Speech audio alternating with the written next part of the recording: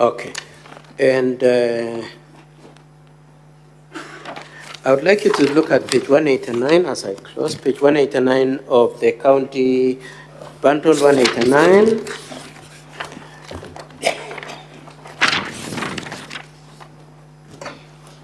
And I'll leave that question. Madam Speaker, if you allow me the remaining about 2 minutes for my colleague to just ask 1 or 2 questions, please. You may proceed.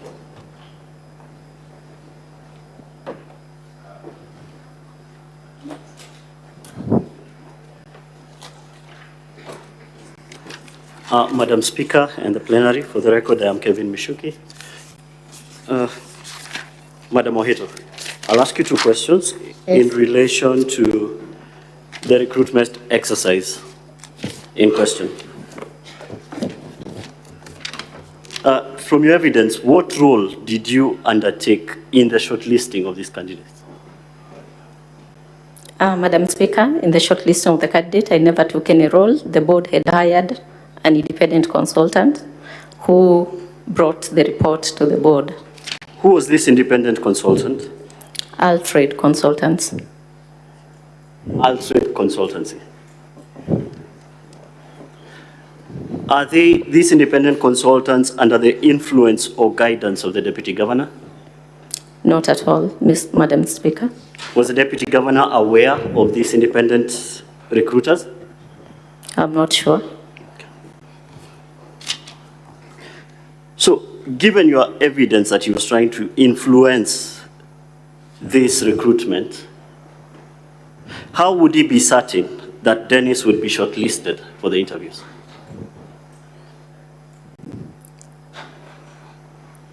He was, Madam Speaker, Dennis was... So how would the DG be sure that this person would be shortlisted by your independent consultant to end up at the interviews? By virtue of his qualifications. By virtue of his qualifications. Okay. You went through the qualifications of all the candidates who applied for the job? I didn't go through. Okay, so can you be certain that he had the best qualifications of everyone who had applied? Out of the list that was submitted by the Alfred... No, of everyone who applied before shortlisting. The document that was submitted to the board had all the list of the candidates who had applied, besides not only the commercial manager, but all the other positions and their qualifications. And he was shortlisted because he had qualified. By the independent consultant? Exactly, yes. Who the DG does not control or influence? Yes, he doesn't. Okay. Thank you. That is all. Thank you, Madam Speaker. Thank you, Madam White. Thank you, Counsel. Do we have any re-exam? Counsel, how many minutes do you need?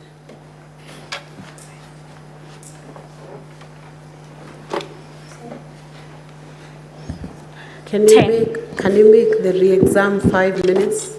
Can you condense it? I will try. Try and condense it. Madam Speaker, Ms. Munyoki, and I'm going to re-examine the witness. Madam Lucy, how many statements or affidavits did you make? I made 1 affidavit, Madam Speaker, and 1 statement. Were you also summoned by EACC? Yes, I was summoned by EACC and I made an elaborate statement at the EACC. So what did you submit at EACC? What did you prepare? Was it a statement or affidavit? A statement at EACC, Madam Speaker. Madam Speaker, we did not go into the issue of EACC, and in your directions for purposes of the hearing, you had said re-examination should limit itself to what was explored in the course of examination, cross-examination rather. Counsel, that objection is upheld. Confine yourself to issues that were raised during cross-examination. Well guided. Could you please clarify on the issue of the statement and affidavits? And the affidavit. Madam Speaker, I wrote the statements in a hurry, and when I was summoned and asked to come to appear in the Senate, I made an affidavit to clarify the issues. Is that why? Is it the reason why you have 2 versions of the story? Exactly. Which yes. do you stick to it? Exactly, yes, Madam Speaker. Which one are you sticking to? Madam Speaker, I stick with the affidavit that I made before Commissioner of Oaths. Okay. In cross-examination, counsel Senior Katwa referred on the M-Pesa messages. At what time? The time. My question is, are you a family person? Madam Speaker, yes, I am a family person. Could that be the reason why you called Madam Speaker? in the morning? Madam Speaker, I couldn't call His Excellency, the Deputy Governor, at night. I think those are not official hours. And that is why I talked to him the following day in the morning. And again, that was a weekend. It was a Sunday at night. I called him on Monday in the morning. To the next question, the use of the money. Why you used the 100,000 the next day? You've said that your freezer limit is how many? Madam Speaker, my freezer limit is 5,000. Are you an agent of Safaricom? Sorry? Are you an agent of Safaricom? Madam Speaker, I'm not. So you don't know how reverse works? Reversal works. You don't know how reversal works? Yes. So could that be the assumption that you continued using your money, thinking that your freezer is still accruing, like you're still using your credit amount of money? On 29th, Madam Speaker, you check, I withdraw 30,000 from Cooperative Bank and also withdraw 5,000 from Equity Bank, meaning I was not spending the 100,000 that had been sent in my phone. On the issue of the interviews, when was the interview? Madam Speaker, the interviews were done on 25th and 26th of May, 2023.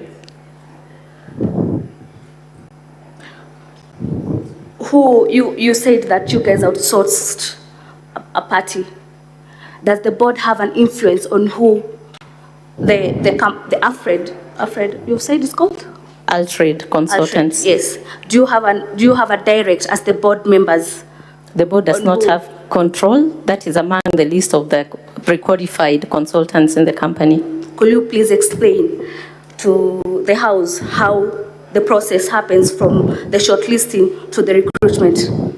Madam Speaker, after the applications were submitted to the Office of the Managing Director on 28th, it was closed, and the consultant was given the database to go and look through from the long list and come up with a short list within a period of 7 days.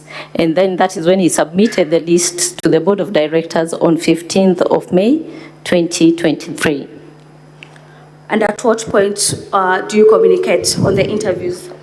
Madam Speaker, we communicated on the same date of 15th to 17th. That is when we invited the candidates who had been shortlisted for the interviews.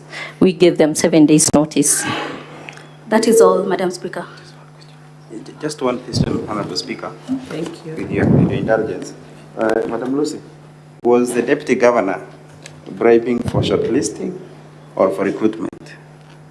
Madam Speaker, looking at the time that he had approached me, the beginning of May 2023, and the time that he sent the money on 28th, just after the interviews, I could connect the dots. It was supposed to influence the process. At the time of receipt, had you communicated the outcome? At the time of receipt, we had not communicated. That's okay, Honorable Speaker. I believe that is all for this witness, except the clarifications that the senators would want to have. I have a whole list. I have a whole post of about maybe 12 senators or 13 who are interested in interventions. I'll try and balance both sides, but we could do fewer than the 13. So Senator Seki.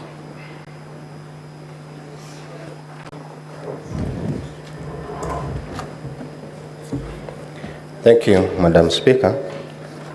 Just to the witness, I'll just go direct to the point. What is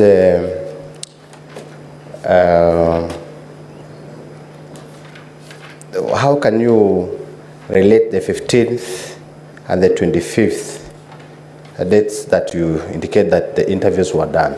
How can you explain these two dates that are coming in your statements and the presentation from the legal counsel? Thank you, Madam Speaker. 15th is when Altrade consultants submitted the report, and in the shortlisting at the bottom, the date of 15th is written, 15th of May 2023, and that is why it has caused some confusion because it is already there in the list of shortlisted candidates. It is the day that we received the report from the consultant. Senator Betty Montet. Thank you, Madam Speaker. Madam Speaker, I would want Madam Lucy maybe to tell this House this job which was being facilitated with that amount of money. What was the gross, or what is the gross salary the successful applicant was expected to get or was to get? Thank you, Madam Speaker. The gross salary for that position, and being grade 2 as in the grading structure of the company, the organal structure, that job has a gross salary of about 200,000 shillings. Senator Karungo Thangwa.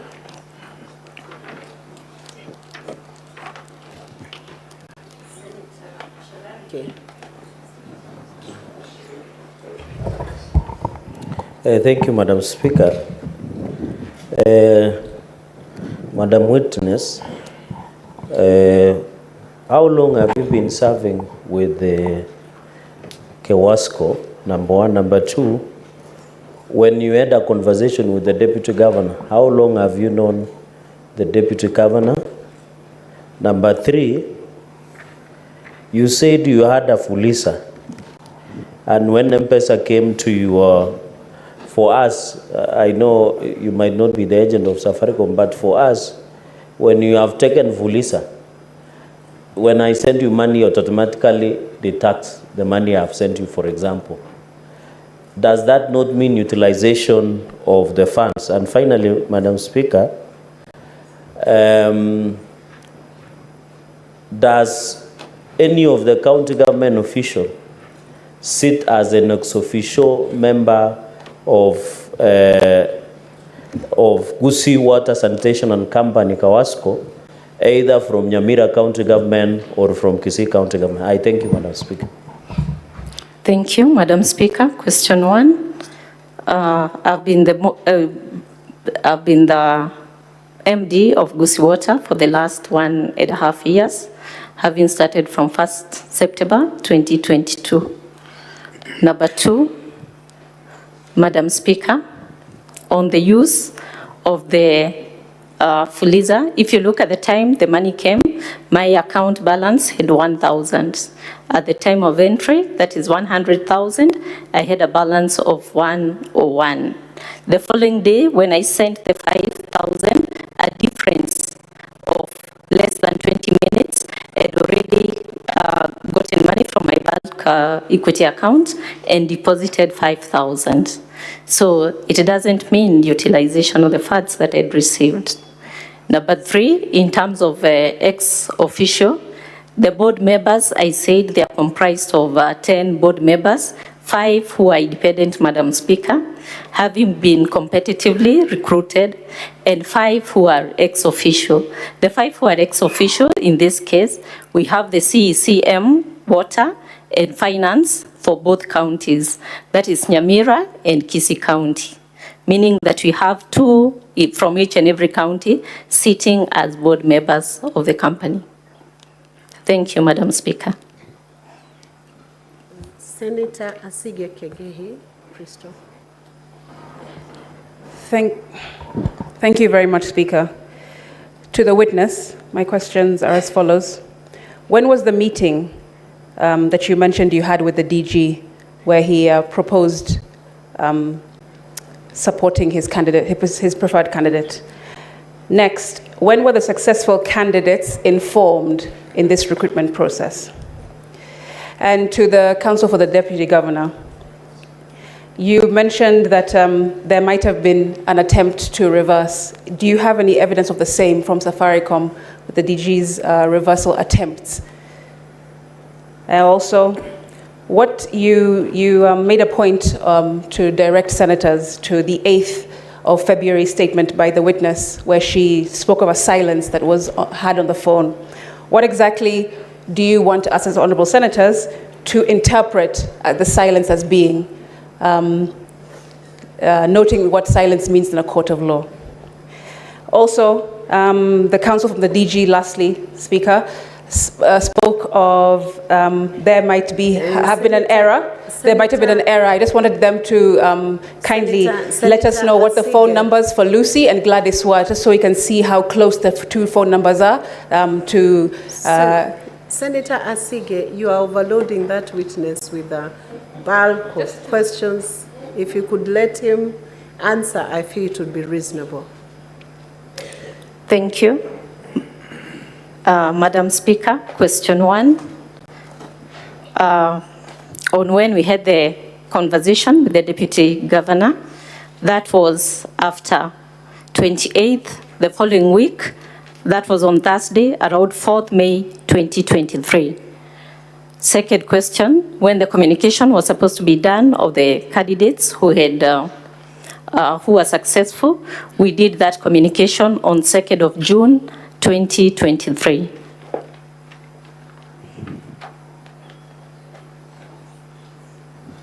Senator Mutinda Tabitha.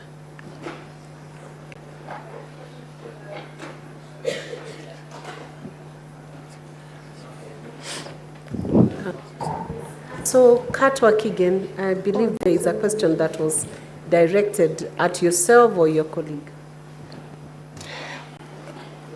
Honorable Senators, the instructions I have is that ordinarily when you make an attempt at reversal, it doesn't show on your M-Pesa. So in terms of document we can show for the attempt to reverse, we do not have that. On the question of silence as captured in the letter, in the statement of 8th of February, our position that whereas the witness said the Deputy Governor kept quiet, in our affidavit in response to that contention, we've said indeed the Deputy Governor did not keep quiet, but informed the witness that money was meant to have been sent to somebody by the name Gladys Aminga, and that it was a mistake to have been sent to Lucy. It was intended for Gladys, and in our bundle we have shown how we have saved the two names next to each other and which led to that mistake. I hope I have answered the question.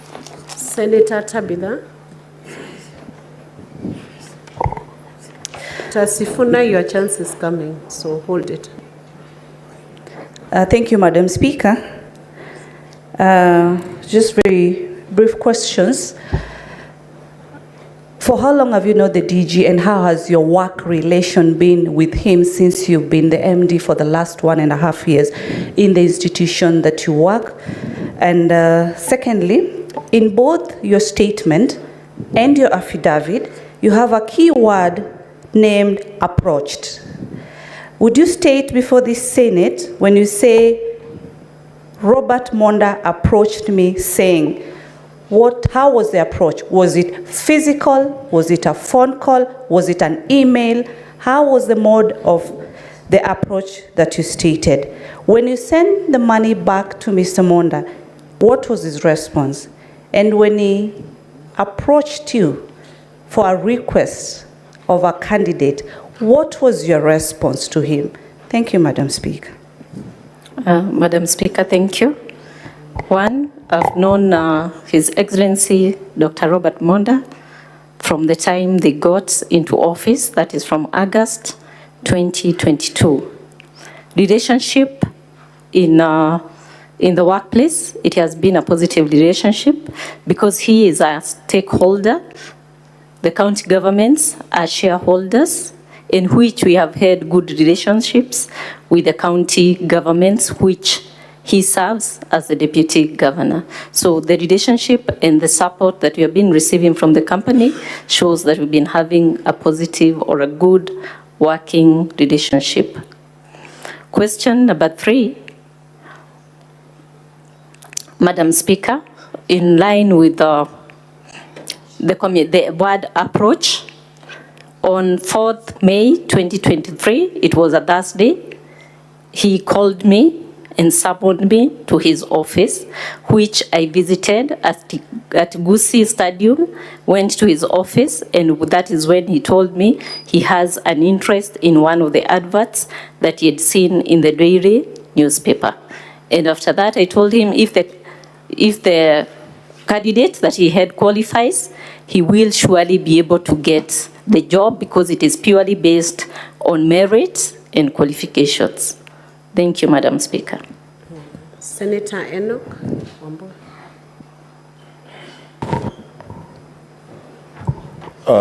Thank you, Madam Speaker. Just 2 questions, quick ones. Madam Lucy, did you have any other cash transactions with the Deputy Governor before 28? Have you dealt money with him before you received this M-Pesa from his account? And secondly, when you called him on 29th about the money that you received on 28th, did he tell you explicitly that this money was meant to influence your decision on the job in question? I thank you, Madam Speaker. Madam Speaker, thank you.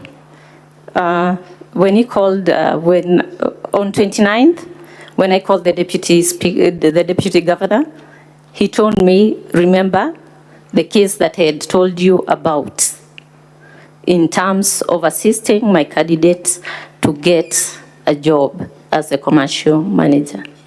And I told him there is no need of sending money because the criteria is purely based on merit. Kindly reverse the money. Thank you, Madam Speaker. First question. Sorry? Did you answer the first question? Sorry, Madam Speaker, maybe I didn't catch that up. Repeat it again for her. The first question was, did you have any cash transactions, any cash business between yourself and the DG before 28 when you received money through M-Pesa from him? Thank you, Madam Speaker. We have never had any cash transaction between me and the Deputy Governor. Not in cash, not in my M-Pesa. Senator Mulgo, do you still want to raise any question? Thank you very much, Madam Speaker. I have 2 questions to the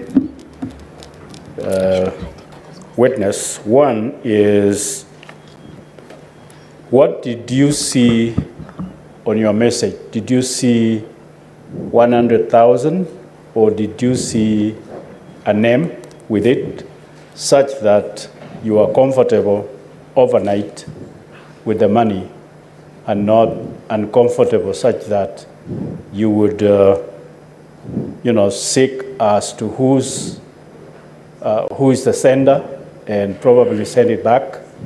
So what made you comfortable to just have it with you overnight? Then my second question is, what influence do you have over the board such that the Deputy Governor would seek your help to be able to help him position this applicant? Thank you, Madam Speaker. Question number 1. In line with what influence? Being a board member, I'm the managing director of the company. I would probably think that he felt that I could be able to influence because by virtue of the office that I hold as a managing director and I sit in the board, he felt that maybe I could be able to influence. It is by virtue of the position that I hold. Question number 2, Madam Speaker, the comfort in which I stayed with the money at night. I've clearly stated, Madam Speaker, the money was sent to me at 21:34. It was a Sunday at night. And this is my boss in the county. Madam Speaker, I wouldn't have called him at that particular time. And the following day was a Monday. That is why I called him during the official working hours. Thank you, Madam Speaker. Honorable Senators, we still have a list I want to give to Senator Sifuna, but I want to request that if a question has already been answered, we don't repeat it again, because you most likely will get the same answer. Senator Sifuna. Madam Speaker, at the beginning of these proceedings, there were certain admissions that were made by the counsel for the Deputy Governor, most important of which was that, yes, the accept money was received, but it was not for the purposes stated by the prosecution, but that it was for repayment of a debt. Now, Senior Counsel Katwa Kigen, at page 189, where we have excerpts of the Hansard of the proceedings before the County Assembly, isn't it a fact that there was indeed another admission before the County Assembly? You will see the question you put to him there. And did you talk to Lucy about that request about your friend, Mr. Joseph Misati?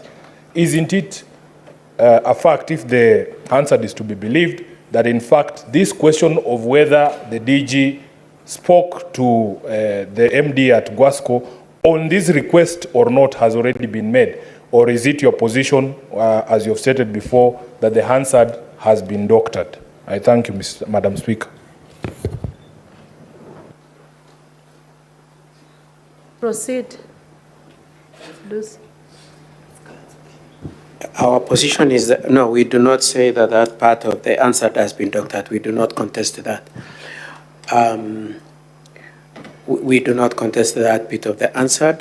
We are saying that the money was erroneously sent to Lucy. It was meant to be sent to Gladys. The conversation. It is also true, it is our position that we contest the position taken by Lucy that she was summoned.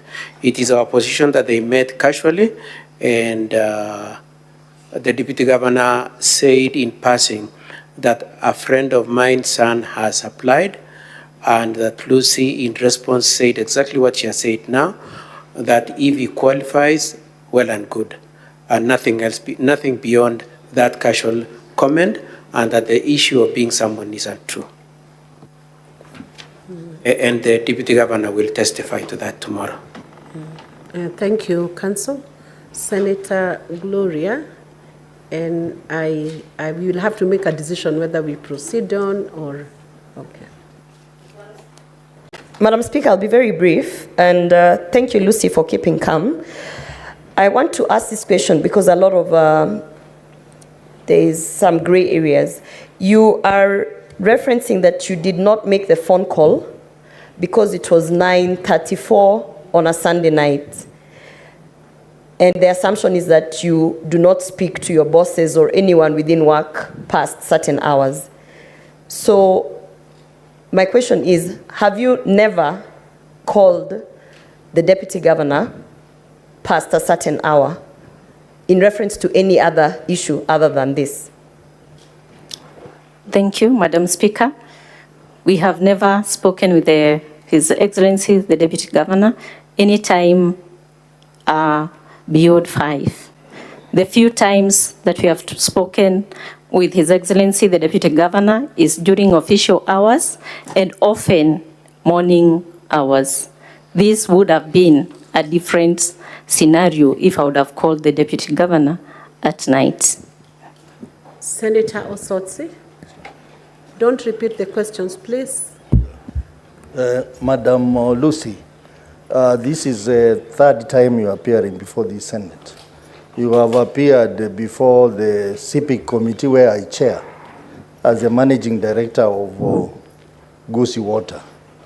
And during those occasions, the committee has given you a number of directives. One is matters bordering on the fight against corruption. Two is matter bordering on the skill set and the competitive recruitment of staff in your company. Are your actions in this particular case motivated by the recommendations of the committee to you? Madam Speaker, yes, I want to say that in the year 2021, the company had serious governance issues. And we were summoned at the Senate. We have been summoned twice.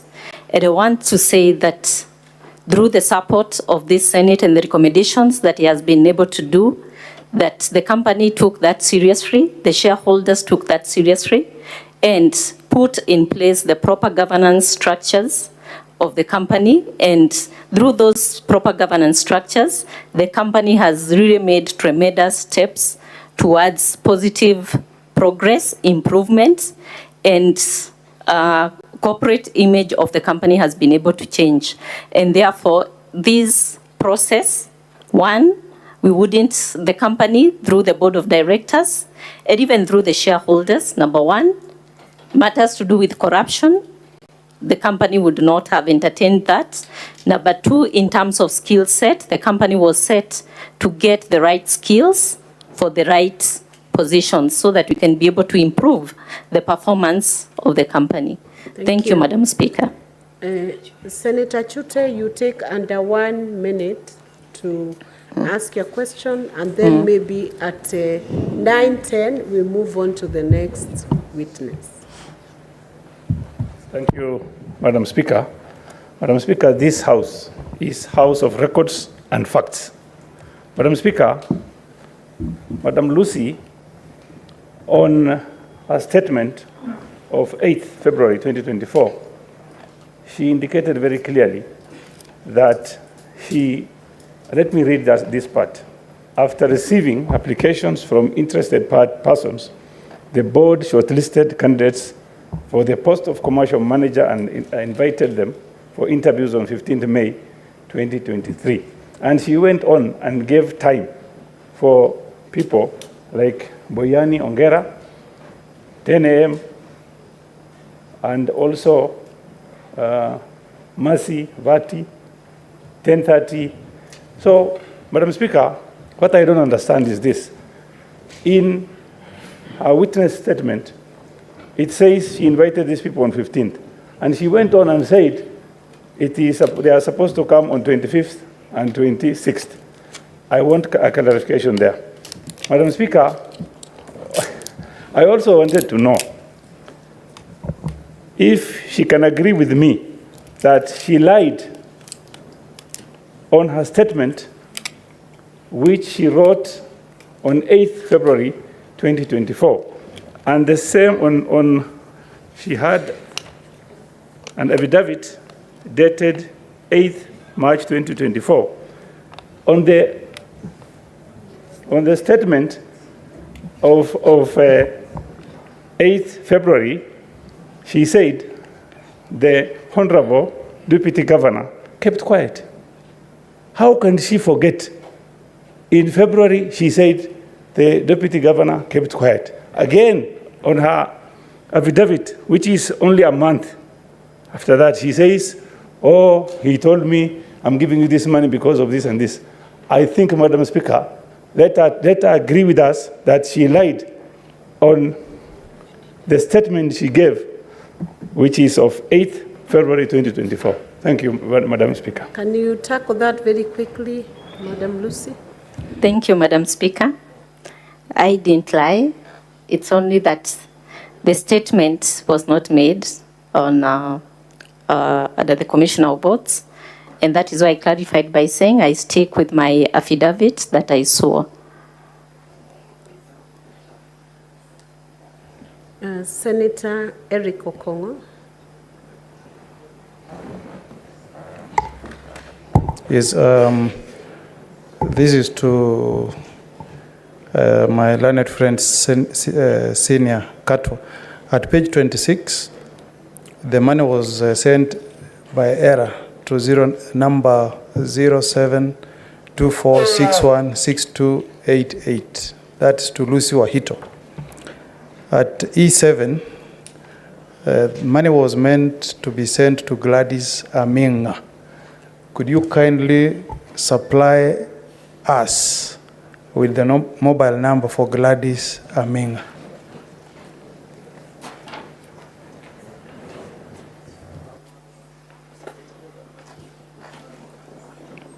Counsel, take that. Thank you, Madam Speaker. If you look at our bundle, the Deputy Governor's bundle, page 117,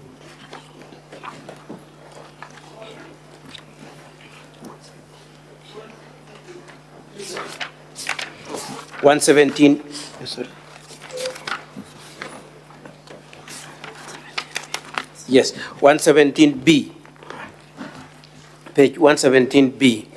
The error was not so much in terms of the number that was picked, it was more in the neighborhood of the names as saved by the Deputy Governor. If you look at that 117B, the Deputy Governor has saved the name of Lucy as CEO Kwasco, and then the one of Gladys as CEO Health Gladys Aminga. And the mistake was therefore in the choice of the person he picked when he was sending the money.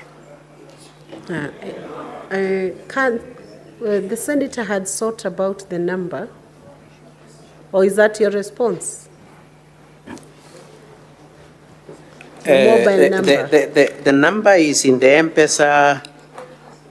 M-Pesa transactions for Honorable Monda, which is at page, they are at page.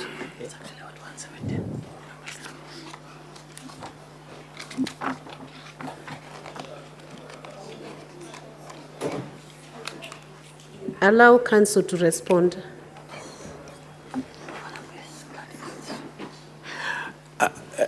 The number is actually in that 117, but I know it's faint. And Dr. Monda's M-Pesa statement runs from page 105. If you could allow us, when we will be adducing evidence tomorrow, to pick out, because it's part of our defense to show how we paid Gladys Aminga shortly after having mistakenly sent, kindly, just because I can't trace the number right away. That's a response, Senator, and you know that's a response. Whether good or bad, you know what to do when the response does not meet your standard. Senator Beth, and the final person will be Senator George. We will not allow any more. The point of order will pend finalization of this. Thank you, Madam Speaker, for this chance. My question goes again to the senior counsel, the counsel for DG. Actually, it's online with what the senior counsel has asked. How would the contacts for Lucy, the name that starts with L, and Gladys, the name that starts with G, be confused, yet phone contacts appear alphabetically?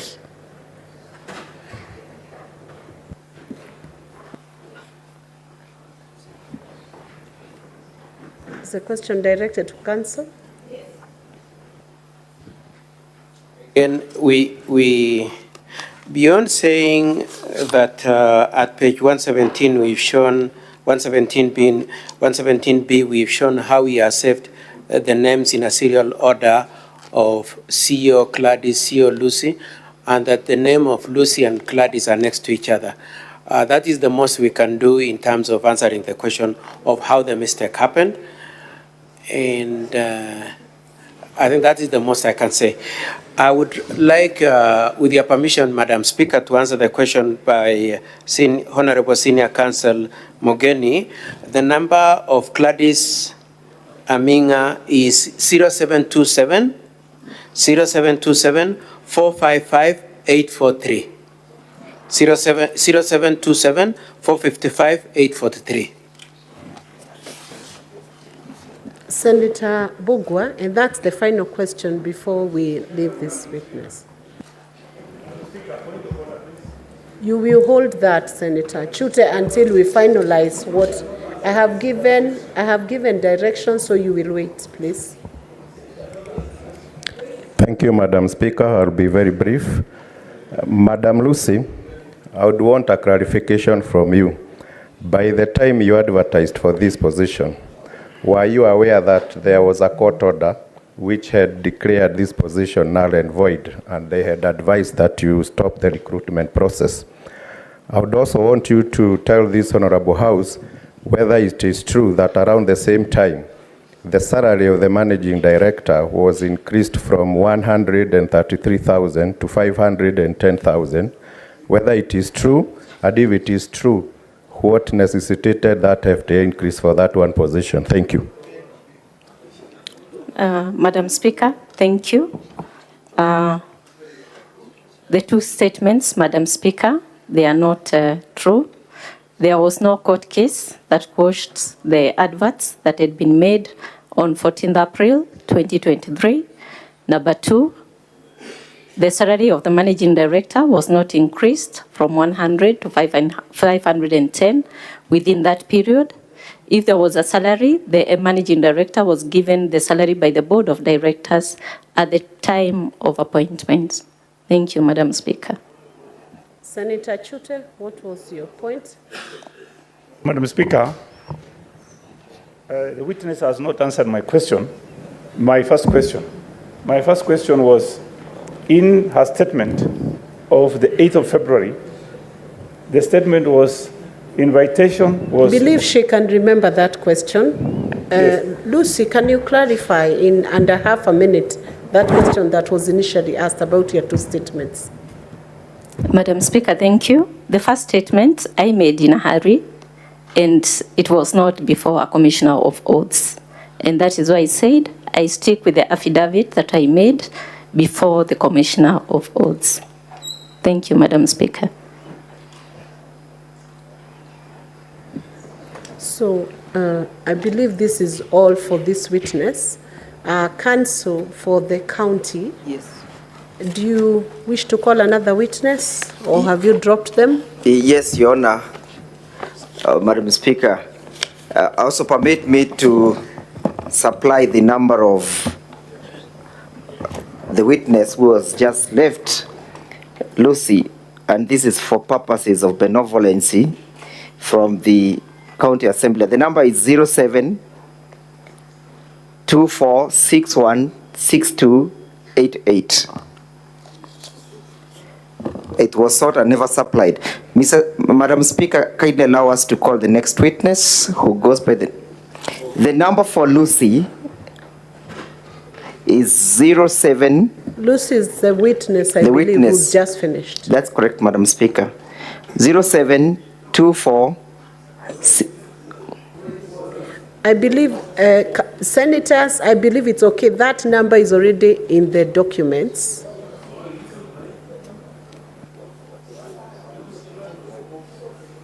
Okay. Senator, counsel, thank you. I believe it may not be too necessary to I'm supply well guided. it. They have the bundles, so they can read through the evidence. Exactly, at page 334. So Madam Speaker, allow us to call our next witness. How long are you going to take? She's a very short witness, about 20 minutes. About? 20 minutes. 20 minutes? Okay. She goes by the name of Karen Marara. Proceed. Mr. Mutuma will take the witness.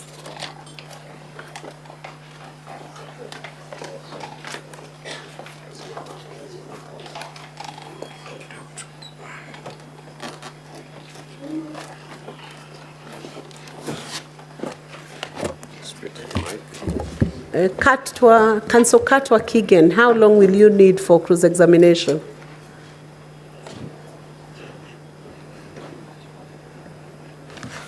Could we request for the same time as the evidence in chief, Madam Speaker, please? 20 minutes?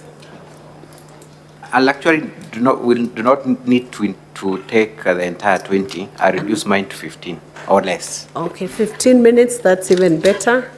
So Counsel Katwa Kigen, maybe you'll match the 15 minutes.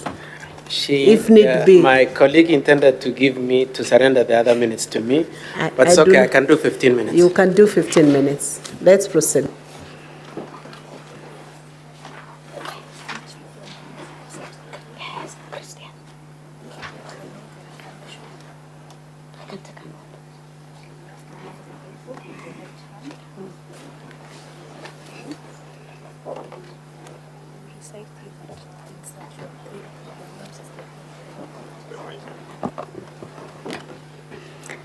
I, Karen Magara, do solemnly swear that the evidence that I shall give before this Senate in respect of the matters before the Senate shall be the truth, the whole truth, and nothing but the truth. So help me God. Good evening, Honorable Karen. Good evening. For record purposes, kindly repeat your name. Tell us what you do for a living and where you come from. My name is Karen Magara.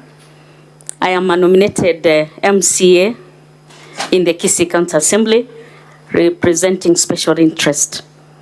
So being a member of the County Assembly of Kisii, you are aware and familiar with the issue at hand, right? Yes. You are also the seconder in the motion for impeachment of the Deputy Governor, correct? Yes, Madam Speaker. Thank you. I want to cross-examine, rather to lead you on two issues. One is on the issue of public participation, and then briefly on your interaction with the witnesses in this matter. So on public participation, did you witness how public participation was conducted within Kisii County? Honorable Madam Speaker, being a special elect, I had an opportunity not only to go to one ward, but to just do a sampling kind of exercise during the public participation. And indeed, it was a demonstration that what was going on, so many issues came up in that public participation. So I did witness the public participation, on Madam Speaker. How did the public submit their views? In what form? Was it written? Was it memoranda? How were their views collected and submitted? The public participation had various forms of giving their views. One, by participation in a group. Others opted to take secret recording because they felt some of their issues were personal. Some wrote a memoranda to the assembly through the clerk. And this was being done on 26th of that, which was on Monday. Thank you. You've heard from the defense counsel alleged that some of those videos were cooked and that they were never recorded at the venue of the public participation. What would you say about that? Madam Speaker, I want to emphasize the point that when we were at the public participation is being done, it may not necessarily find one person in the ward. Remember, we have different divisions. Public participation can be in Tabaka ward, but the person from Tabaka ward could be working in Nyamarambe, for example, which is in Bogetenga ward. So where they were being found was where they were giving their views. It was not restrained to the ward that you come from. Thank you. The videos that were played today, did you have an occasion to witness any of those recordings being taken? Some of them, yes, I did, Madam Speaker. And you point us to one of them that you had at the occasion of being present when it was recorded? One that was very touching was when I witnessed an old mzee talking about being told to sell a property of land worth 14 acres. And they had a transaction with His Excellency, the Deputy Governor. And that in the midway, the transaction did not end well. And then the Deputy Governor was asking for a refund. Another one was an old woman, and not really an old woman, but a woman who clearly demonstrated that she is selling, she was selling, I think, motura. And she was asking, if I am selling motura and trying to educate my children, and when the children go through school, then the leaders are going to ask me for 800. Where am I going to raise the 800 from? That, Madam Speaker, touched me. You've also had an allegation tabled by the defense team that the governor was involved through the use of sub-county admin and ward admin in the public participation process. What would your answer be? That is absolutely not true. We have separation of powers. Madam Speaker, you are aware that even when we have public participation for the budget appropriation, the executive does its public participation and the assembly also does its public participation. This particular public participation was originated from the assembly. Madam Speaker, there is no way that the executive could have been allowed to carry this public participation. So it is not true.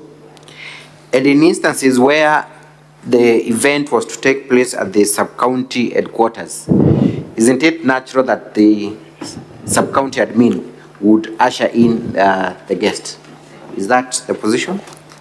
Yes, they could usher in, because mostly sometimes when it is done, Madam Speaker, in the headquarters, sometimes we allow, they are told to arrange for the public participation. The arrangement is bring the chairs, allow us to use this facility, then when the public participation ends, that after they have organized where the public participation is, if it is for the assembly, their engagement ends there. Thank you. To my last limb of this questioning, did you have an opportunity to interact with the allegations in the notice of motion for impeachment and conduct your own investigations on the allegations? And if so, what was the nature of your interaction with? Yes, Madam Speaker, I had an opportunity to engage and do my own investigations. This is after the Honorable Siocha requested me to second the motion. And voluntarily, because I represent special interest, I decided first of all to familiarize myself with the issues. Is it true that what they are saying is correct? So I went ahead and requested the number of Dennis from Honorable Siocha, and I requested him to be in the company of the wife, because I did not want to talk to Dennis alone. They made arrangements and we did meet in town, and they took me through the process of how they struggled to raise this money. And what pained me, Madam Speaker, is that the lady was expectant after struggling for 12 years. Madam Speaker, I'm a woman. I know sometimes what women go through, particularly when you cannot conceive and give children. And the lady sat, Nyaboke sat, narrating how they had even to separate shortly with the husband because she couldn't contain whatever that she was going through. This gave me a motivation, and I thought to myself, being a woman, representing youth, representing people living with disability, I had to rise to the occasion. And I said, I am truly going to take it upon myself to second this motion. Whatever that Dennis went through with the wife, I am standing here as a woman, Madam Speaker, painfully explaining an MCA earns 86,000. And I asked myself, as MCAs were struggling to take our children to school, then somebody asked me to give 800,000. How long, Madam Speaker, will I save to give a bribe of 800,000? That, for me, touched me.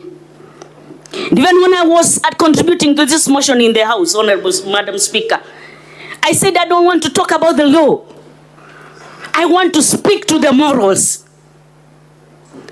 Where is our society now, Honorable Madam Speaker?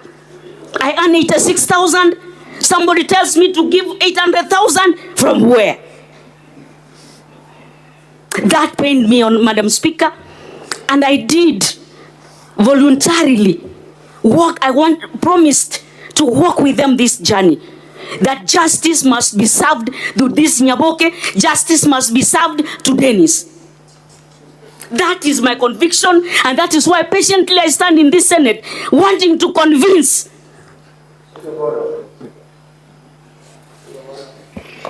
What's your point of order, Senator Karungu?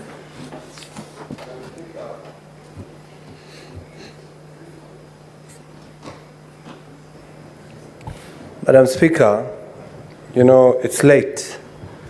It's almost 10 p.m. If the witness can stick to the issues, we did not come here for preaching and debate. We want to be directed to the issues as submitted. It's not a matter of emotions. We don't vote on emotions. We vote on facts. So can she restrain herself to answering the questions? When it comes to preaching, we'll be ready. Counsel, on that point of order, I believe you have filed in documents and statements and affidavits from the witnesses. Point of order, Madam Speaker. I am already ruling on the first point of order, and I have not finished. I would request counsel to guide the witness so that we make the process very seamless and we confine ourselves. You confine the witness to the documents that have been produced before the Senate. Thank you, Madam Speaker, for the guidance. I'm actually on my last question on the issue. I just allowed the witness to give a true account of our own investigations and why she had to support the motion for impeachment. On my last question, Honorable Witness, were the allegations, the 4 allegations against the Deputy Governor of Kisii substantiated to warrant an impeachment? And that would be my last question. Yes, they were substantiated. Do they warrant an impeachment? Yes. Thank you. That will be all for this witness, Madam Speaker. Can I say something on that? Just a minute. Senator Counsel Keegan.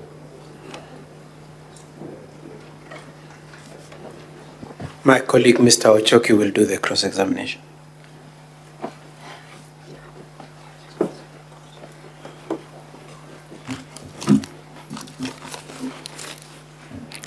Thank you for the opportunity, Madam Speaker. Honorable Karen, I'll just want to clarify a few things from you.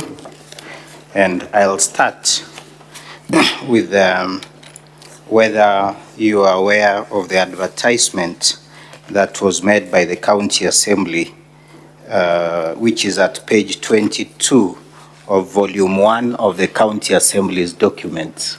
Are you aware of that? Page? Did you see it, the newspaper advert in the Standard of February 24th? Which page? 2024, page 22.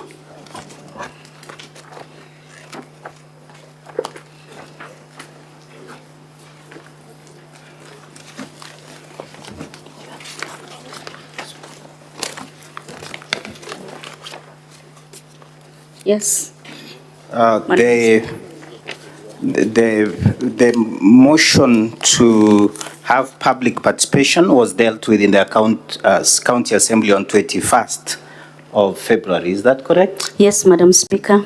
Because my senior, Mr. Kato, will deal on the funds and all, could you be aware on who funded this advert or from where it was paid for? The Assembly is supposed to pay for the advert. That has been the practice, Madam Speaker. Thank you. In the advert, there are venues that are listed in the advert. Have you seen it? Yes. Did you visit any of these venues? Yes, I did. Which one and which one did you visit? I went to Tabaka. Yes. Where the public participation, there was another one in Nyamarambe and another one in Kitutu. Okay. Okay. You very passionately raised the issue of public participation. Let me refer you to your contribution in the House on 29th of February this year. I believe, Honorable Madam Speaker, same can be found in page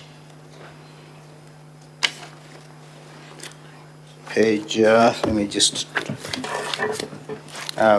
your contribution in the House, as I get it, Madam Karen, did you, when you were contributing in the motion, it's at page 158 of volume 1 of the County Assembly's documents, your participation and your contribution, very emotional also because I was there. Look at your contribution that runs from page 158 to 160 of that County Assembly volume, that one. Yes. Okay. Is there, in your contribution at the County Assembly, is there any mention of public participation, except for reference that you met the boy, Dennis, and his wife? I didn't speak about it, but the report had already been submitted to the clerk. The question is, did you make reference to public participation? I did, because one of the participation I did was to see Dennis. But the participation that you talk about having gone everywhere, it's not in your contribution in the County Assembly. Is that correct? Yes. Thank you. Why did you not bring out or raise that contribution in the County Assembly? In the Assembly, Honourable Madam Speaker, we were limited with the time of speaking. So you pick on the very important issues. But in the Senate, we're not limited for time. Anyway, I was asking you that because we have information that those clips were done after the session. Is that correct? Not true. Okay, thank you. Where did you meet Dennis and his wife? I invited them to come to town, Kisii town. Okay. You talk of them having made a payment to the deputy governor? Yes. Okay, that is what they told you? Yes. Oh, thank you. Did they tell you when they sold the salon that you very passionately refer to in your affidavit and the statement? Yes. Are you? Madam Speaker, the salon was sold somewhere in April. Okay. Are you aware that as at the time when the salon was sold, the advert had not, the Dennis had not applied for the job? I've not been able to reconcile the two, okay. Madam Speaker. You tell the House that Dennis' wife had 12 years of unsuccessful trials to get pregnant? The second born, yes, Madam Speaker. Have you brought to the Senate any document of that problem? Any medical document? No. Thank you. You claim or say that she is suffering from serious depression. Have you brought any medical document to the Senate? No. Let me refer you to the voting and allow me, Madam Speaker, refer the witness to page 158 of the DG. What? 158 of the document titled DG. Take a look at that, Honorable Karen. In that page 158, confirm that that particular document there, it is your vote at the County Assembly, and alongside it is your staff ID, I believe. Yes, it's mine. Okay. Is it correct that this photo was sent to the real force or the real sponsor of the motion to impeach the DG to confirm that indeed you voted to impeach the deputy governor? No, not true. Why were you taking this photo? was for my own record, Madam Speaker. And I don't think there is a law that stops me from. Thank you. Look at, Madam Speaker, I'm referring the witness to page 158 to 161 of the DG's bundle. Confirm that, those other documents annexed thereto are votes and IDs of other members of County Assembly. Others are not clear, Madam Speaker. I've only been able to identify mine.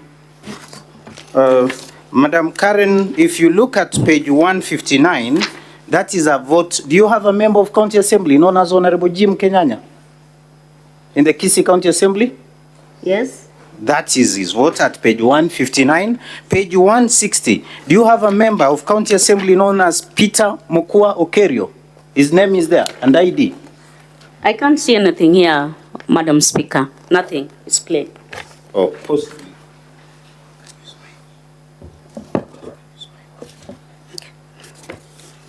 Yes. Madam Yes, Speaker, Madam Speaker. apologies. I believe the copy shared didn't have the. Look at that page. Yes. Confirm that all those other pages show votes and IDs of all your colleagues.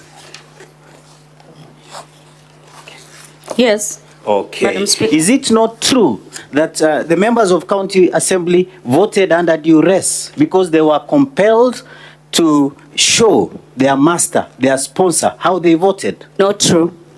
What is your explanation for the other members that also took photos alongside their? I cannot be able to, Madam Speaker, I may not be able to answer for other members. I only take answer for my vote and the photo. Thank you. Does the DG have a kitty for bursary? No. Are you aware of the provisions of the Kisii County Bursary Fund Act of 2014? Yes. Does the Deputy Governor have any influence with regard to who is awarded bursaries? No. Why then could you rely on public participation of, and ordinarily, just for record, are you aware of anyone that has been given a bursary of more than 5,000 shillings in Kisii County?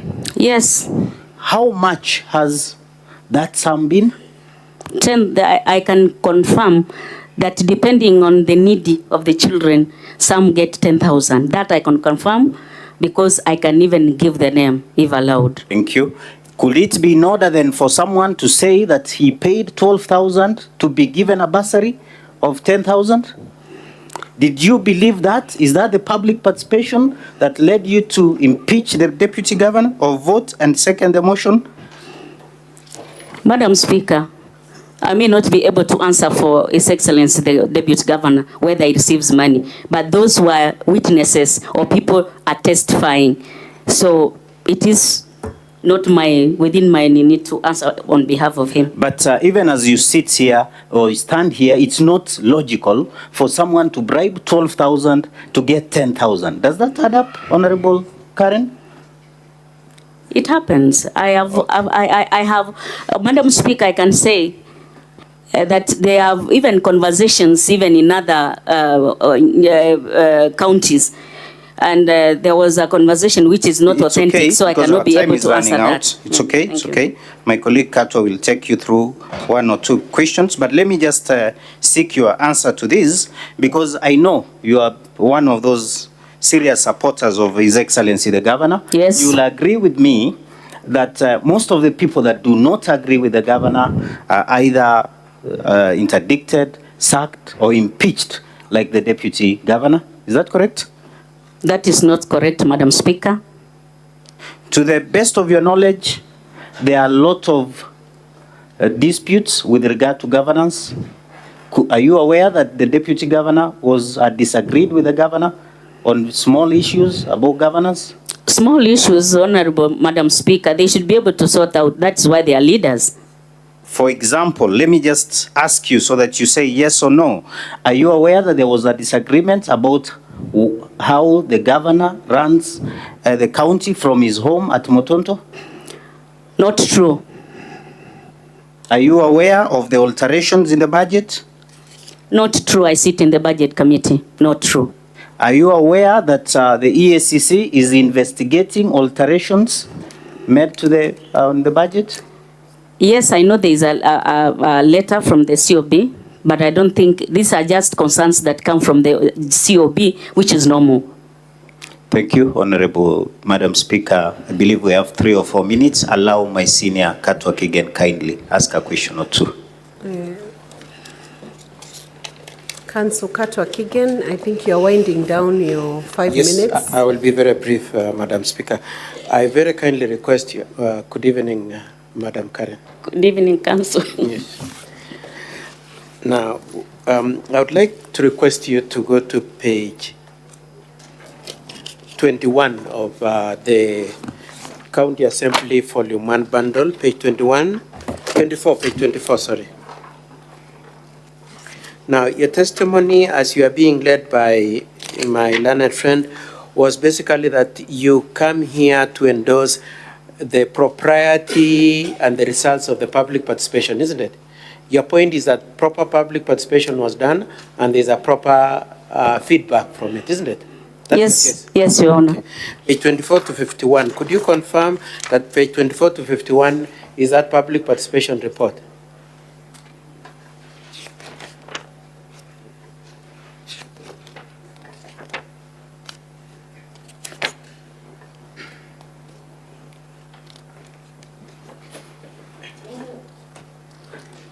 No, the document is a bit mixed up. There is public participation, there are other things. Okay, if you could go to page 24, are you at page 24, please? Yes. Can you see the heading of all the contents of page 24 to 51? It says, Third Assembly, third session, report of public views on the removal from office of the Deputy Governor of Kisii County Government by way of impeachment. You can see that? Yes, Madam Speaker. And then it runs from page 24 to 51.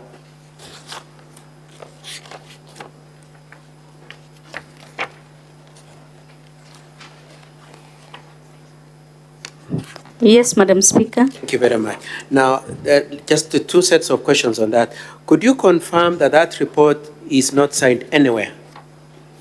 There's nobody who has taken responsibility for that report? The 24 page, Yes. Madam Speaker, somebody has signed. There is a receipt.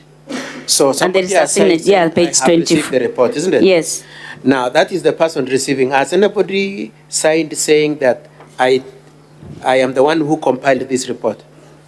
No, Madam Speaker. Very much. Number 2, from that page 24 to 51, there is no reference anywhere to a video of any video, isn't it?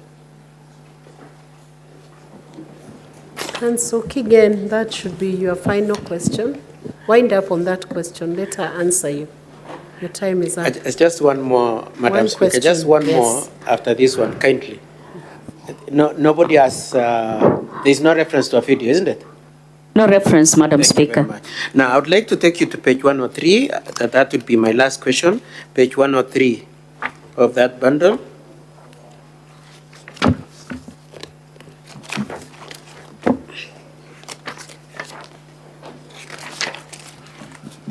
You got it? Yes. Okay, I want you to read the last paragraph. Does it say this? Honorable Henry Moracha, leader of majority, rose on standing order number 93 and sought an adjournment for purposes of public participation.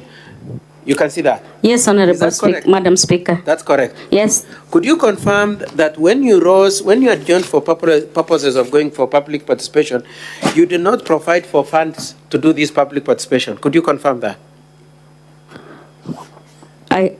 You want me to explain because I cannot say yes or no? Explain. I just want you to say. No. You did not. No, Madam provide for it. Speaker. Yes. Thank you very much. Number 2, you did not determine who was to collect public views. You did not create a committee or say what administrators or MCS are to collect views. You did not assign anybody that business of collecting views, did you? No, Madam Thank Speaker. you very much. And I will leave it there, Madam Speaker. Thank you so much for the accommodation and the indulgence. And thank you, Madam Karen. And nice seeing you again. Thank you. Thank you, Counsel. Do we have any re-exam? How many minutes? 5 minutes on re-exam.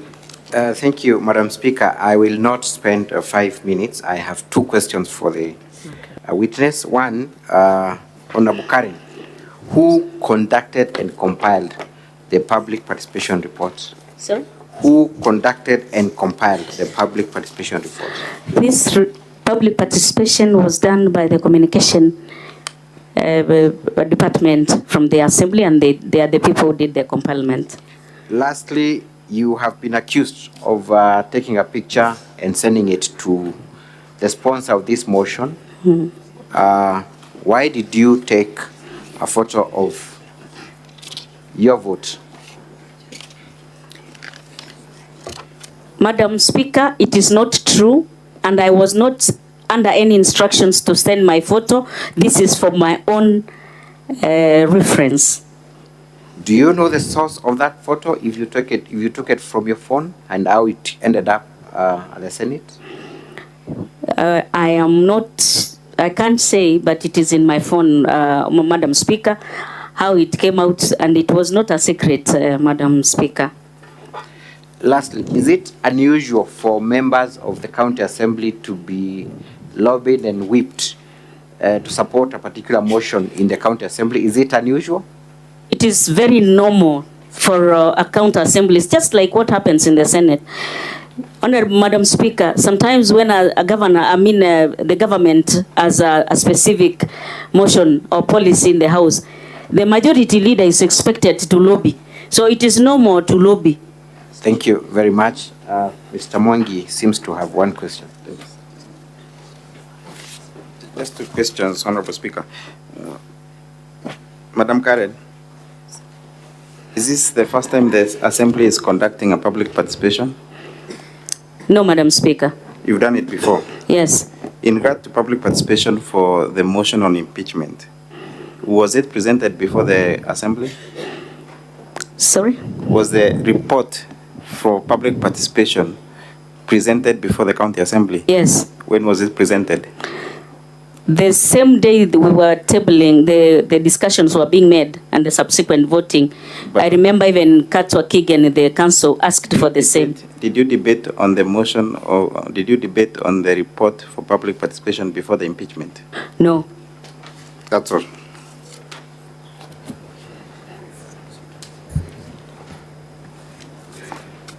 I see 2 requests from the Senator. Senator Chute, have you requested?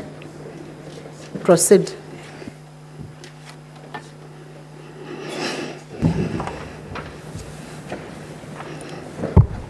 Thank you, Madam Speaker. It seems like we are in Papa Shirandula episode here. And I wanted to ask the witness, on page 36 of volume 1, Masimba Ward, there was no member or members of the public which were at the venue when the secretariat arrived. What can she say about that? And then my number 2 question, how many people spoke or those who participated are in support of the deputy governor or against the deputy governor? That is why public participation is required. So can she explain to us? Thank you, Madam Speaker.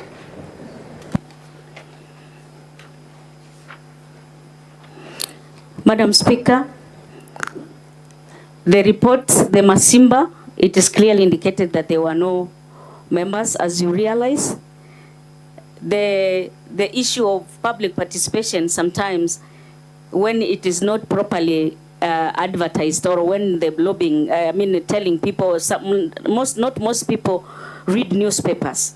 So sometimes it is possible that the people of Masimba Ward did not get to see the advert in the newspaper, because we were not doing local advertisement from local stations. It is the newspaper that was being there. So I'm making an assumption that it could have been possible that most people were not able to reach out to this advert. Now, the second question, how many were for the governor, and how many were for the impeachment? I will say majority, I will call it 80%, they were for the impeachment. and 20% were of course in defense of the deputy governor. Senator Karungo Dhangwa, have you requested?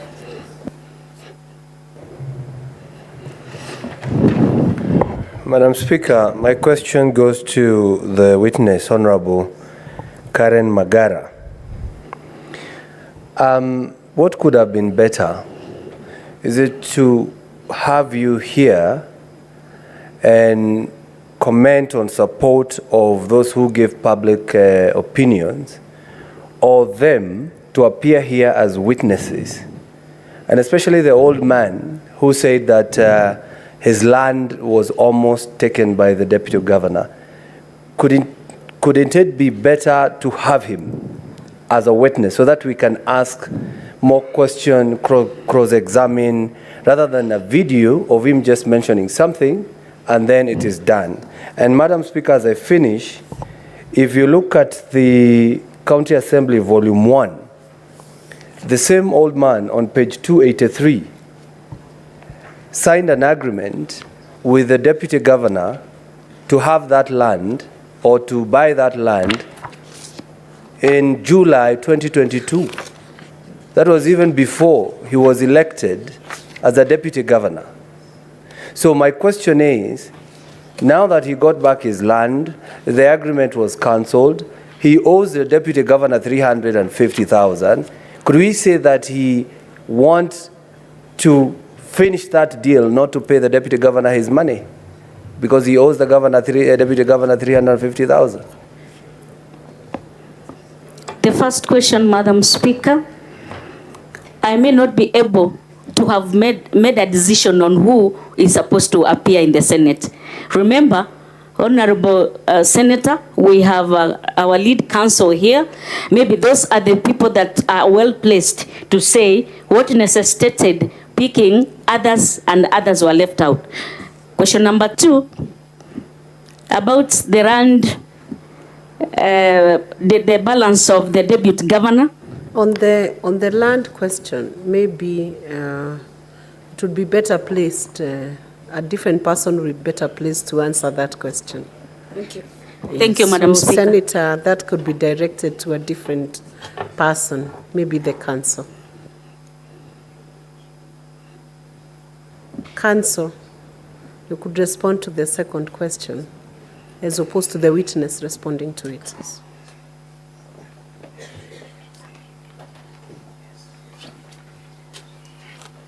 Thank you, Madam Speaker. I will draw the attention of the Senate to page 284 of the bundle of documents by the County Assembly, and confirm that the affidavit speaks about a situation of a going concern, speaks about an anticipated event. If you look at the agreement, yes, it is true, it was done in July 2022. The elections were to be conducted on the 9th of August. The agreement was, if I were to be successful, I will employ 6 children for you, subsequent to which you'll give me a set-off of 300,000 shillings.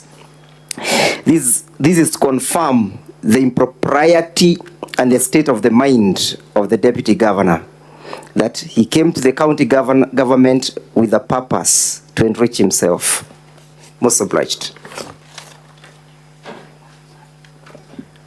That is the end of this witness statement or evidence, so we can proceed to the next.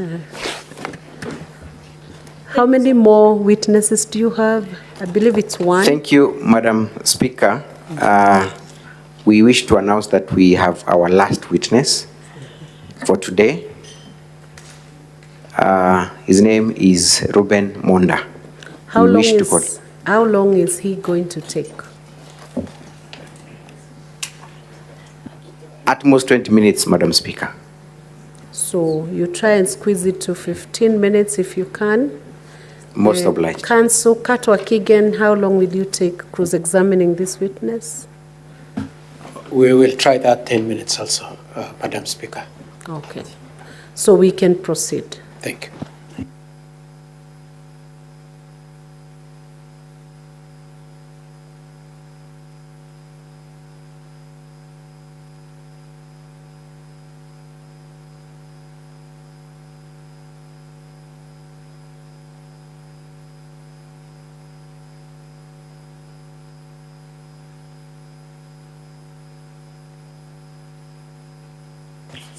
Madam Speaker, I am informed by my assisting counsel that we may be facing a challenge where the sickly Reuben Monda has gone for his medication.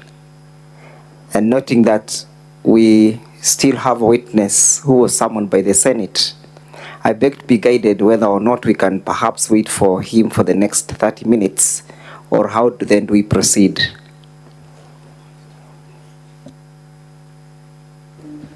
Honorable Senators, I request that we do another 30 minutes. We spend those 30 minutes on this witness who is available, so that tomorrow we only have one witness on the prosecuting side. Instead of Monda.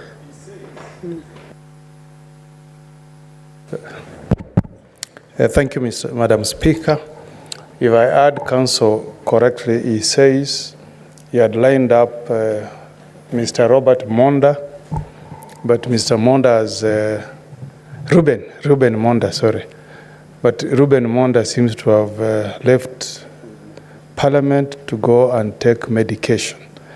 But he says that the Senate summoned another witness whom he wants to avail. Senator Okongo, I heard him very well. Yeah, so maybe understood. we can get clarification. Does he have any witness outside waiting, or we Robert Monda is out looking for his medication, but there is one more witness who was summoned by Senate, and I was proposing that we take in.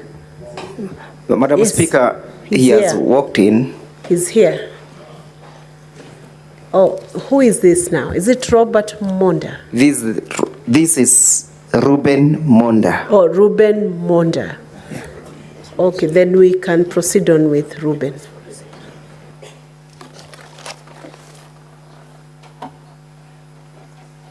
He could take a seat if he's not able to stand. He could get a seat. Sergeant at arms, make that witness comfortable.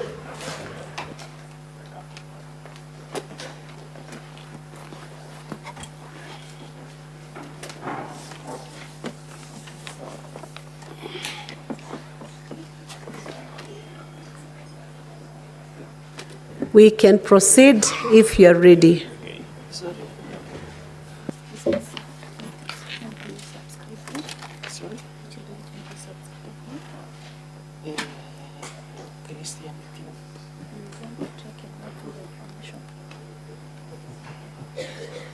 I want to do what?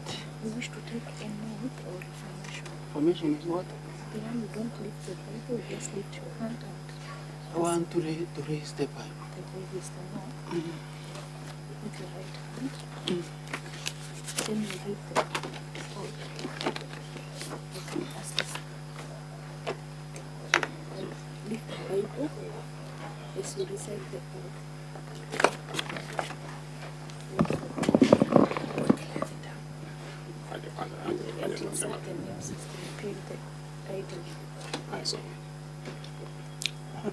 I, Reuben Orangi Monda Matundura, do solemnly swear that the evidence that I shall give before the Senate is respect of the matters before the Senate shall be the truth, the whole truth, and nothing but the truth.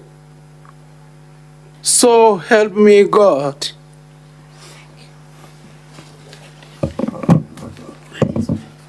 Mr. Reuben, Mr. Reuben Monda, good evening. Yes, madam. Good evening. Good evening. We are sorry for having kept you waiting the whole day. Yes. Kindly pardon us.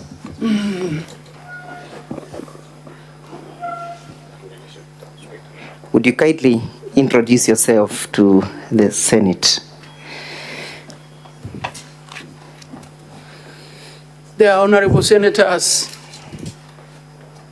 my name is Reuben Orangi Monda Matundra, the immediate follower of the Deputy Governor, Kisii County, Dr. Robert Hunsare Monda. Does that then mean that you are the brother to the Deputy Governor? Yes, Madam Speaker. I'm a blood brother, the immediate follower. My brother took care of me when I was young. You say that your brother took care of you when you were young. Yes. Do you understand what brings you this evening before the Senate? Yes, I understand what brings me before the Senate. I've come here to seek for justice for myself. And I've come here because of the harassment and the mistreatment that occurred to me when I am very sick. Okay. Okay, allow me to perhaps lead you once more. Yes. Do you understand that your brother is facing an impeachment motion? Yes, I understand. Thank you. My brother is facing an impeachment motion. Do you understand the consequences of the impeachment if it were to be held by the Senate? Come again? Do you understand the consequences of this process if the Senate were to impeach him? Yes, I understand the consequences. What are the consequences? One, in Kisii County, we shall not be having chaos as we are having. We will not be harassed the way we are being harassed. So you understand that this process will culminate into him losing his seat, yes? Yes, I understand. And are you ready to take that path as a brother to the Deputy Governor? Yes, I'm ready to take it. Mr. Reuben Monda, have you come here on your own volition or you've been compelled to appear before the Senate? No, Madam Speaker, sir. Madam Speaker, I've come on my own volition. And to that effect, Mr. Reuben Monda, did you swear an affidavit dated the 21st of February? Yes, I did. I saw an affidavit. Again, did you swear that affidavit voluntarily or you were compelled? No, I saw the affidavit voluntarily. Sorry, Honorable Senators, I think the sugars are going low. That is page 257 of the bundle of document by the County Assembly. I'm so sorry, I beg your pardon. 277. 257, Madam Speaker. You find the affidavit of Reuben Monda Orangi Matundura. Yes.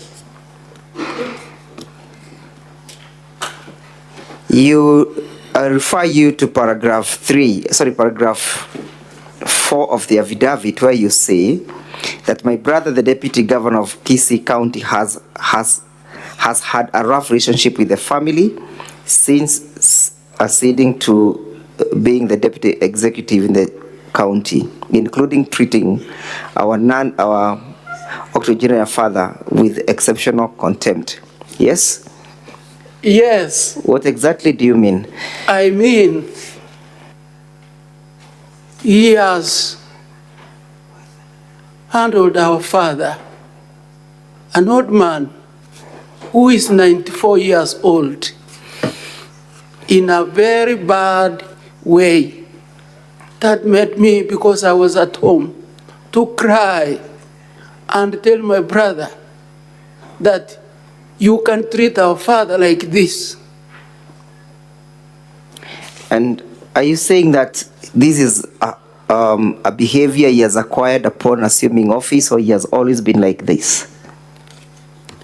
He changed abruptly after getting that position, and he started mistreating everyone.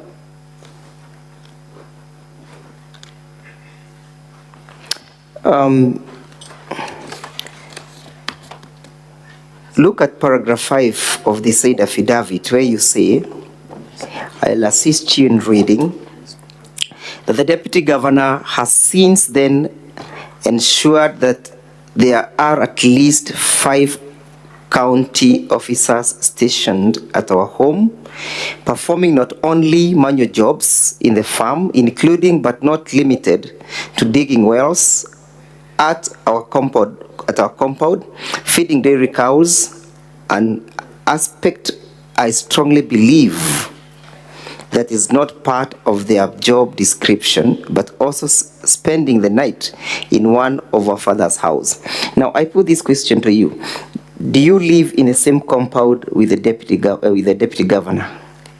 Yes, we live, Madam Speaker, we live in the same communal compound with my brother, the deputy governor. So while living in that particular communal compound, are you able to see what happens in each other's homestead? Yes, Madam Speaker.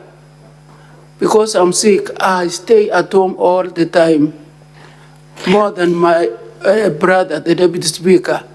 I see what happens day in, day out. You speak about 5 officers.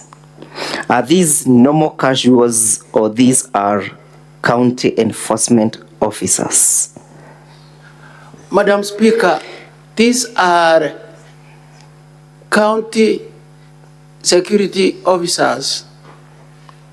How are you able to distinguish that they are county enforcement officers or security officers? Madam Speaker, they come on duty in uniform, a green uniform, every day. It is your statement, therefore, that the enforcement officers do all the jobs for and on behalf of the Deputy Governor, yes? Yes, Madam Speaker, they do that. And I'm an eyewitness. Would you describe the kind of the jobs they undertake? Other than feeding the dairy cows and digging wells, is there anything else that they do? Yes, Madam Speaker. There are some who do the lawn mowing. There are those who dug. In fact, they deepened an existing well for our brother when I was sick. Look at paragraph 6 again of your affidavit. But before we do that, you've said that, but they also spend the night in one of our father's old house, yes? Yes, Madam Speaker. Who are these who spend the night there? The security guards who come during the night. Once they finish, all of us report into the compound. They go and sleep in that house. Paragraph 6 of your affidavit, Mr. Reuben, states that my brother, the Deputy Governor of Kisii County, has made it his business to ensure that our home is an extension of the county, wherein he dictates and, in misuse of the county officers, has his way. Since he came into office, there has been at least 5 working in his farm, clear demonstration that the deputy governor is misusing the staffs of the county. Do you confirm that he does misuse them? Yes, Madam Speaker, I confirm. And I can give explanation how it happens. Please do. For example, Madam Speaker, on the 20th of December 2023, my brother, without me knowing, because I was splitting some timber where I wanted to plant some more trees, without me knowing, his wife came to where the fundis were splitting the timber and called him and told him that I had cut their trees. And then my brother came without me knowing with about 20 security officers, county security officers, and about 7 national government askaris to arrest me, which shocked me.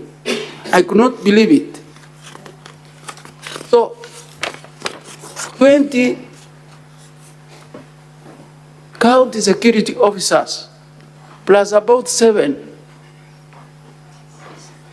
national askaris from Keumbu police station. Without me knowing, I was shocked. And I was arrested. Did they tell you the reason why they were arresting you?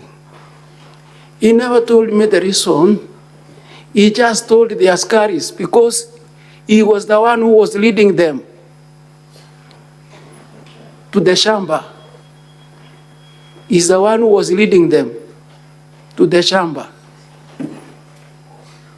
You mean he was present at that particular time? And yes, Madam Speaker. When you say his one was... He said, we didn't come here to argue with anybody.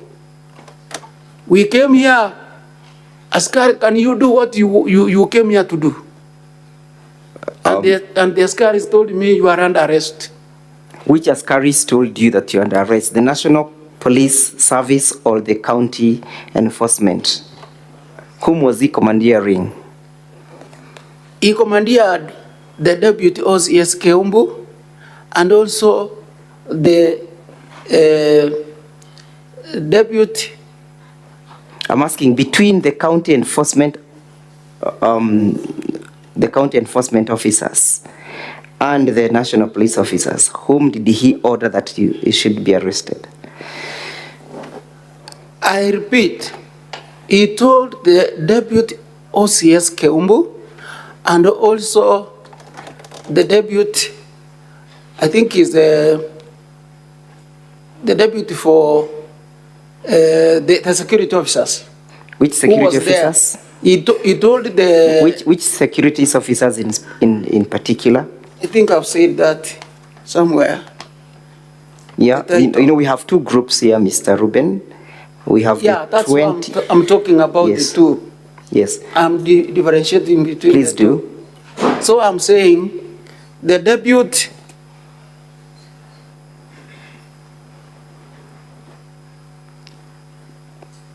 we can assist you to read the paragraph. Yes.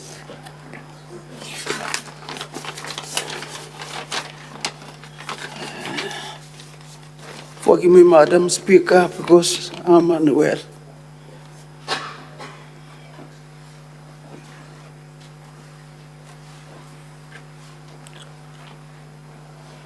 But just to refresh your memories, Mr. Reuben. Yes. We have 2 groups here. Yes. We have 20 county enforcement officers. Yeah. Did the deputy governor command them to arrest you? Yes, he commanded them to arrest me. Thank you. Now, what transpired therein after? Counsel, you have 5 minutes. Yes, I'm just about to be done. What happened, Madam Speaker? I was harassed very badly by the askaris. I was taken to Keumbu And at Keumbu, I was not given an OB. I was not booked. And then after 3 hours, I was taken to Kisii by the askaris from Keumbu, because it looks like there were some orders which were coming from Kisii Central Police Station that the Keumbu askaris rushed me to Kisii. I was rushed to Kisii, and then I met the OCS Kisii, who failed to give me also an booking. I stayed there for almost 5 hours without being booked, but I was put to sit next to the cell on a box, I was told, that contains the ammunition. So I could not understand. At some stage, because I was very sick, I requested to be taken to the hospital. And when I requested, the OCS accepted. But reaching the hospital, Kisii Referral Hospital, I was, again, the OCS commanded the 2 askaris who took me there to rush me back, that there is a letter he was to write for me, so that he allows me to go to the hospital. When I came there, OCS had left, and when we tried to call him, he put off his phone. So you ended up not getting treated, yes? I didn't get any treatment, Madam Speaker.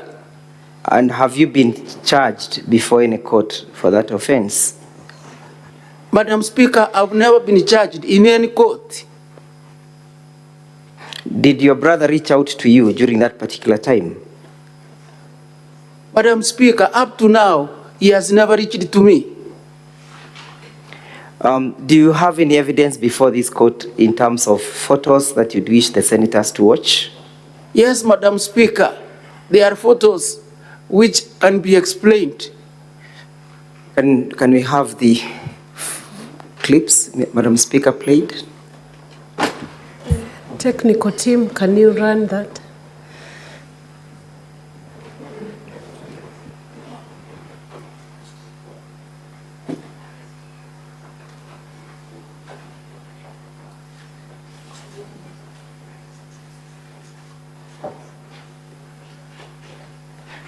So we can begin there.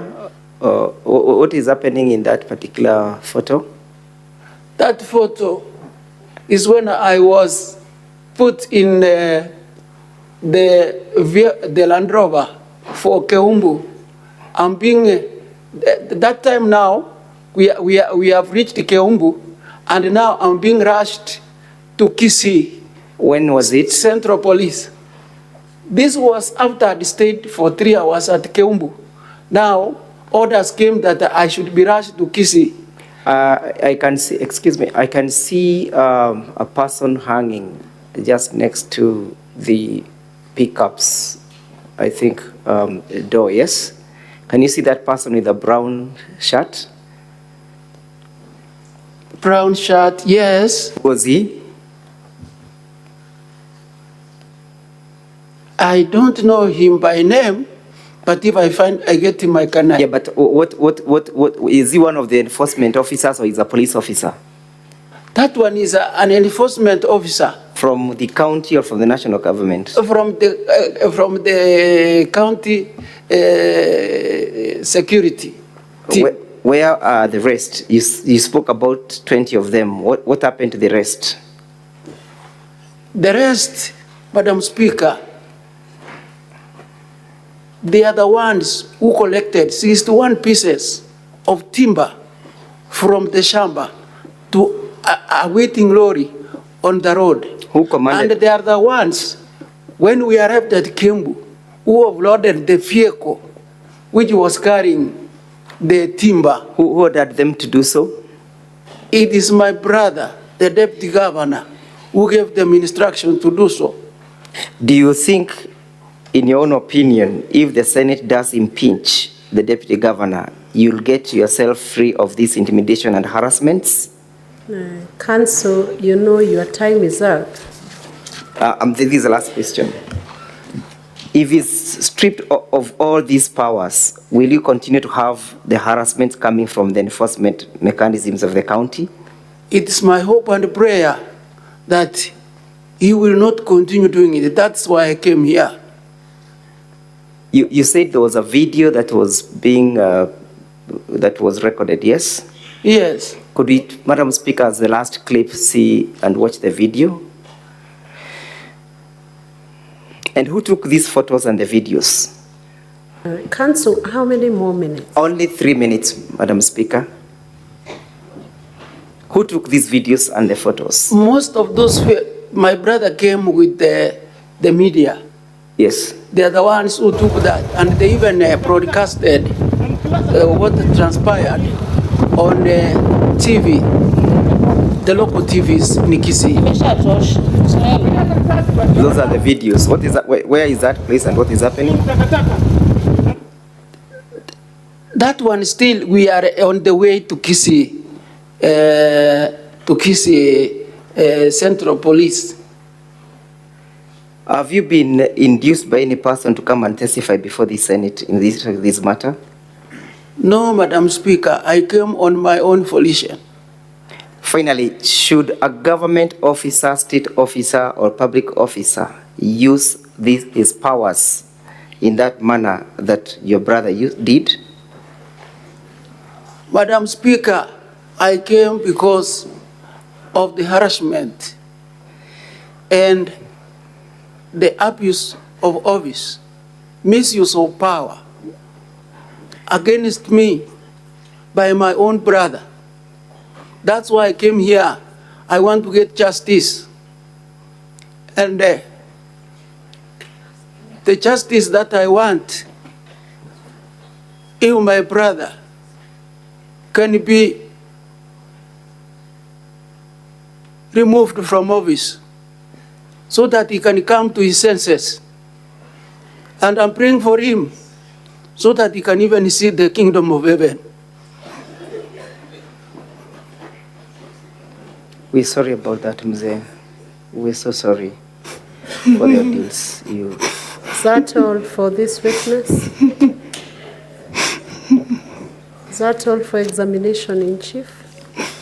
Yes, Madam Speaker. That's all for the old man. Does he need time before cross-examination? Or is he able to take the questions in cross-examination? Sorry, Madam Speaker, he says that he has only one more issue that you want to state. And granted his age, I pray that you may grant him only 1 more minute, Madam Speaker. Madam Speaker, since that time, I felt sick. I was brought to Nairobi Coptic Hospital, where I stayed for 3 weeks, and I spent a lot of money. And I am now on injections. Right now, I've done 3 injections. I have a 4th to do.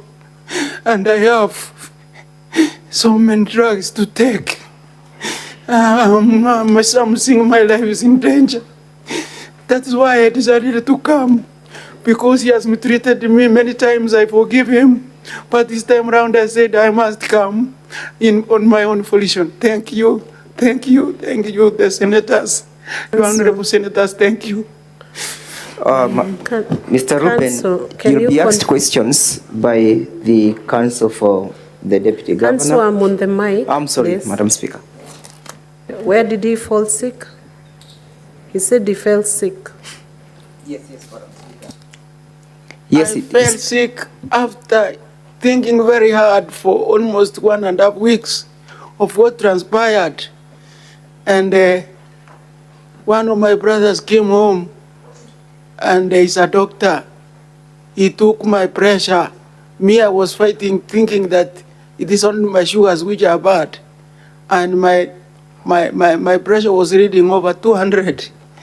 And they told me, you are very sick. You have to be rushed to hospital. That's why I was brought to Nairobi.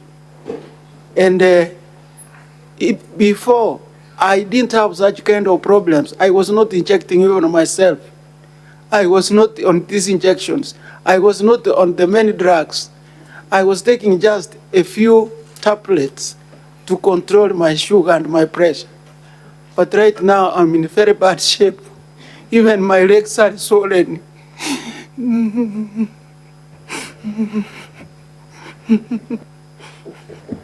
Thank you, Madam Speaker. Thank you. Thank you, Reuben. Yes, Madam Speaker. You can have a word with him. Explain to him he's going through cross-examination now. Mr. Reuben.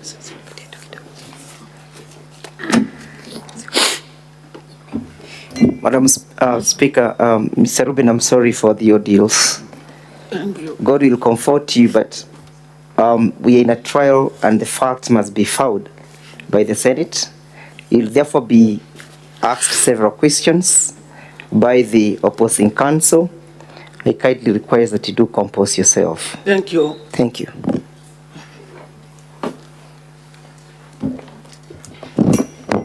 Counsel, how many minutes? As you had indicated, we'll take 15 minutes. Proceed. I seek an indulgence from the House. If we could have the interpreter availed, we want to refer to a video which is in Kisii language. Secretariat team, can we get the translator back? Good evening, Mr. Monda. Good evening. Good evening to you. I'll ask you a few questions before we get the interpreter.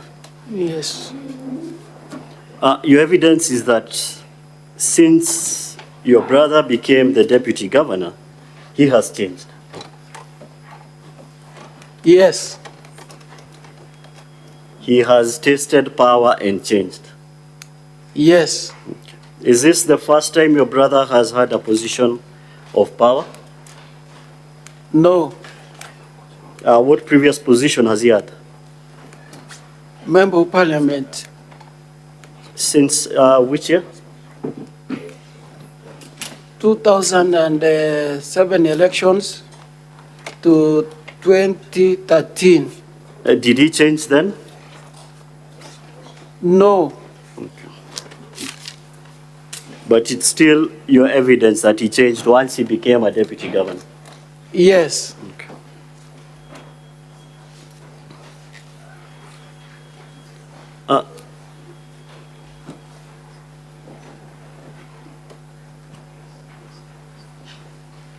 Madam Speaker, we shall be referring to one of the videos that we were supplied by the County Assembly. Maybe I can give the title for the... It's a clip with the name Monda arrest brother over firewood. Yes. Maybe that one can be played? Yes. Before we play that, Bwana Reuben, you can confirm that this was recorded after your arrest? It started in the farm when I was being arrested. I'm saying the video we are referring to. Was it? Yes, it started being recorded when I was in the farm. Okay.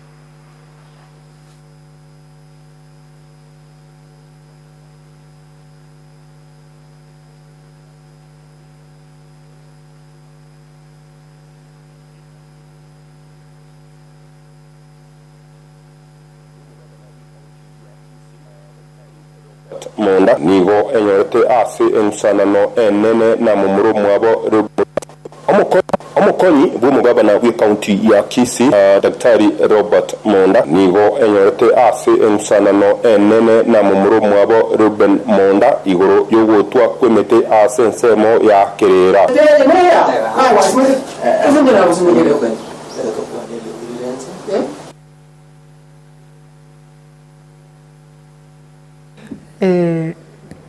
Mr. Reuben, you will wait until you are asked questions. That's when you respond. But let's have the translator give us a translation of what has happened. Thank you.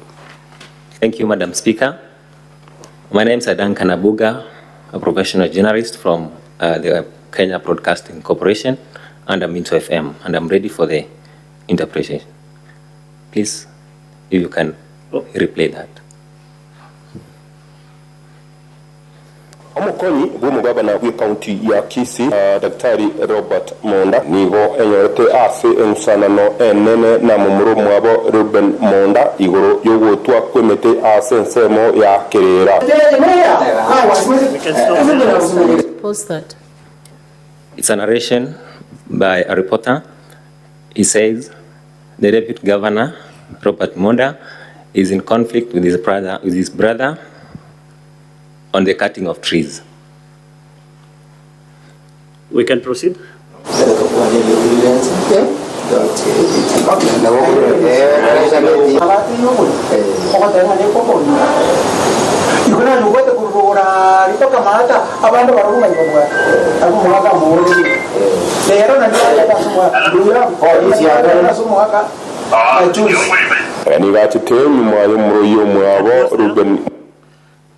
Can translate what you say. According to Reuben, he says the land doesn't belong to the deputy governor, and they are going to confirm it from their father. Proceed. Monda kogenda kuna chimita sense meyo ase agotebuna atabukirite abantu abange abasigari abayiga be serikali na boyigo abasigari be county bagocha kumusagana na kumira bagege taseni yege taseni kya keumbu. The narrator says Reuben got a surprise for his arrest until when he was taken to the police station. He wasn't aware about the arrest. We proceed. Injagande immediate follower ya deputy governor oyo onderete kerona rengo moke wono dero mambia igona agenda nati kuna chemete asinata gete komente yende kyagere elira abeke shit irite kina buya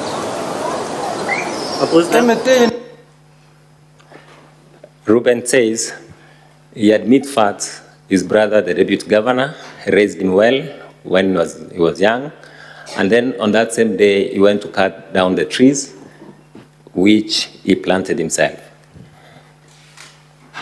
Can proceed. Ne yane yonsi no bori abana ba mito bonsi piwa bali baro otora wa murai komi bonsi pigo bali lira so busibwane inganki ke gendrete ga emeteye ninje na asimegete nkamatavinge ejere kuchirora ekagara kali miro kale na agosimekere konga chishiringi eli busita 300 yabutebuna ni yarosimegete meteyo nanigo asinyitwe sababu ya muro mwabo ogenda koleta basigari na kumubwata eliyo kumwirasi gataseni kya basigari. Pause the video. Pause it. Yes. Now Reuben says his brothers will confirm that the land belongs to him and the trees belongs to him, and there's some piece of land where the deputy governor owns and him himself, Reuben, owns the land. Proceed. Lakini ngatibu unachiremeteye wetani kane abo tumne yaye wano asitumbaka ine abuna onare kuna chemete taliyeria na musimekere tunare kuna cha onare kuna che yo muboka igora aseri yaye neri ya nesimekere. We can stop there. Now Mr. Reuben confirms he himself planted some trees for the deputy governor, but on that same day the trees he was cutting they were his trees and not for the deputy governor. Of order, Senator Gloria. Madam Speaker, I have the benefit of understanding the language. I come from Kisii County. And I was just going to request that he translates word for word. Because what he is doing, he's translating his understanding. So if they could play it in small bits, so that he just says that he has said ABCD. Instead, because what he's doing, he's understanding, and then he's giving us his understanding. Senator Omugeni, I need your comment on that. I mean, always we appreciate expert witnesses like the one who is on the dock, but I agree with Senator Oroba that there are some words that are missing in the translation. So So I'd rather he gives us a direct translation other than it's kind of giving us what he thinks he has captured from the speech. Like I can give you an example. There was a place where it was being alleged, and I'm using the word alleged because that's what was being said, that council askaris and police officers were sent to arrest him. But that did not come out when he was giving us the translation in English.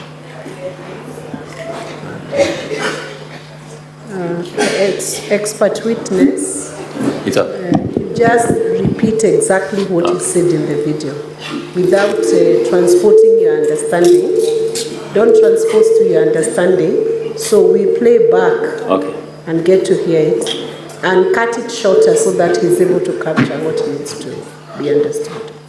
Madam Speaker, we are actually done with this video, but if you want us to play it back, we can do that.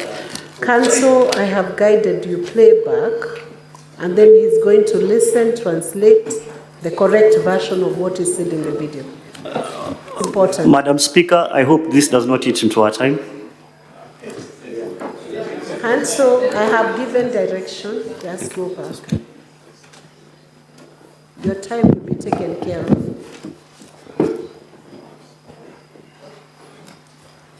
We can play the video. Omukoni gw'omugabana w'ekaunti ya Kisii Daktari Robert Monda nigo enyorete ase ensanano enene na mumuro mwabo Reuben Monda igoro yogotwa kwemete ase. The narrator says the Deputy Governor of Kisii County got himself in a conflict between his brother on the issue of cutting trees. Proceed.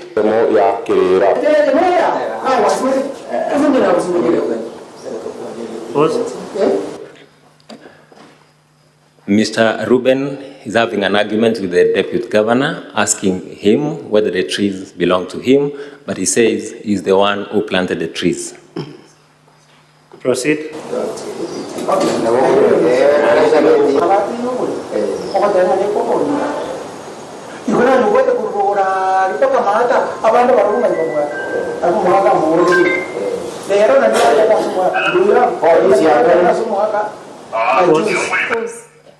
Mr. Reuben is arguing with his brother, the Deputy Governor, saying the Deputy Governor is clearing all the land from, I think, from the road toward the down, and he's saying that they'll know the truth today from their father.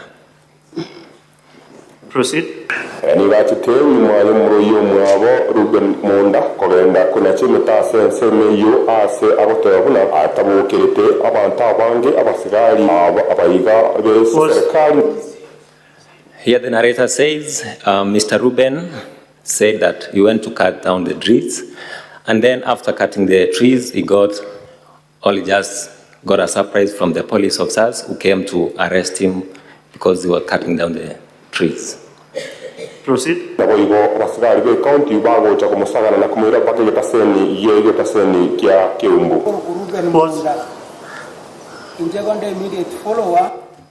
He was arrested on that same day, that same time he was cutting the trees, and he was taken to the police station in Keumbu. This is the narrator? Yeah, that's the narrator saying that. We can proceed. Yeah, Deputy Governor. Oyo onderete kerona ngomoke. Wono dero mambia. Kona agenda. Mr. Reuben is saying his brother raised him while he was young, and that in the same morning he went. If you can play it again, just continue.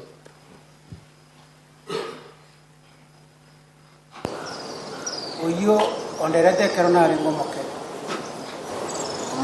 Wono dero mambia. Kona agenda. Nati kuna chemete asinata ke documente yende kiagere eliera abeke set. He is confirming that he went to cut the trees in the morning in order to add some more trees on that place. Can proceed. Emete ne yane yonsi. No bori abana ba mito bonsi biwa bari baro otora ba mure komi. He's saying they can confirm from their brothers that the trees belongs to him and he's the one who planted them. Proceed.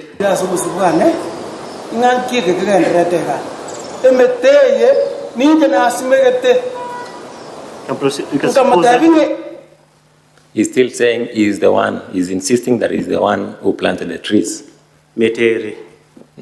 Those meteri. Yeah, miti, the trees. Okay, proceed.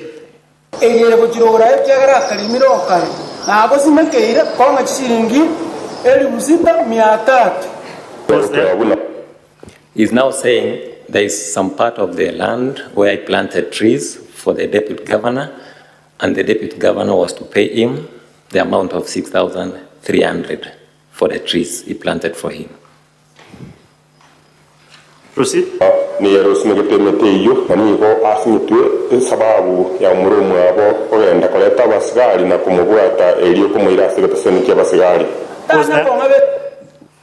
So the narrator says, Mr. Reuben got a surprise because his brother, the deputy governor, ordered the police to come and arrest him, and yet he was just cutting down the trees he planted. Proceed. Lakini ngatiko unachilemete wetani kane ago tumne yaye wano asitubaka ine abuna unare kona chemete talieria na muzimekere na kona cha. Mr. Reuben is saying previously the deputy governor has been cutting down the trees for about 4 times, but on that same day Mr. Reuben was cutting down the trees on some little bit of boundary between him and his brother's land. Okay, thank you. Thank you. Bwana Reuben, I'll ask you a few questions based on what we've watched so far. Yes. Okay. You agree with me that in that clip, you do agree that you planted trees for the DG? I said I planted the trees in the year 2003, 2005, when I was a manager at Kiamukamati factory. Okay. So you agree. My question is, do you agree or don't you agree? It's a yes or no question. I planted for him. No, because he didn't give me the money. You did not, because he did not give you the money? He didn't give me the money, I didn't plant for him. You planted for him? I didn't plant for him, I planted for myself because he didn't give me the money. Do you also confirm that the trees you are cutting, according to your own statement, were at the boundary between your property and the deputy governor's property? I'm talking about the boundary. He used to dig one side. Sometimes back, I was digging the other side. I was telling him, give me money to go and buy you seedlings. I plant for you this side where you were where you were digging. But he didn't give me the money.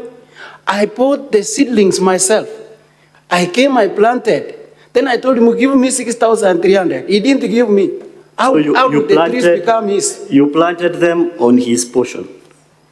I planted the trees on the whole portion where he was digging long time and at that time. Okay, so you planted on his portion. We can stop there. Now, I'll ask you about this video and the statement that you made. Sorry? The video we were watching. Yes. Was this recorded before or after you were arrested? But as Msika, this is the same day I was arrested. This is at the Keumbu police station where I made this statement. You are sure of that fact? Yes. Okay. Were you...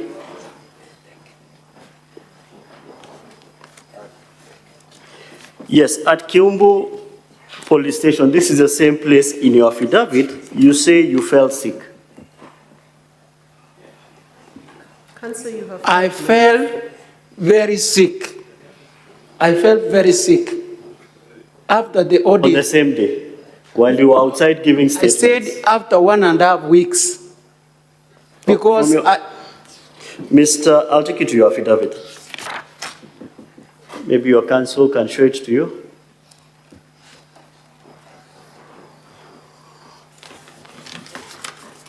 Or you have a copy. That is even better.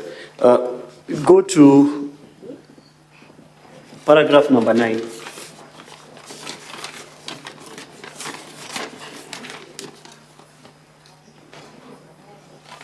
Paragraph 9. That is where you say at 18:30 hours, the OCS Keumbu denied me bail despite suffering from high blood pressure and diabetes, and I was transferred to Kisii.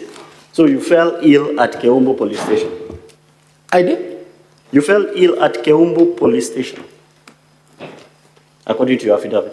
Madam Speaker, I said I was sick, but not as sick as after 1.5 weeks. I was using drugs, I said. Okay. Tablets only. I said that. So if we are to believe you,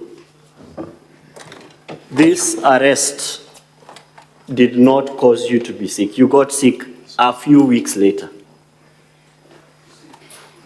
I repeat, Madam Speaker, It's a yes or no question. diabetic and I have pressure. But I was not as sick before the ordeal. And I came to realize I became very sick when I started fighting only sugar. But the pressure had gone over 200. Okay. I said that. We can move on to the next issue. You were referred to a video, to a clip, a photo, where you were shown someone in a brown.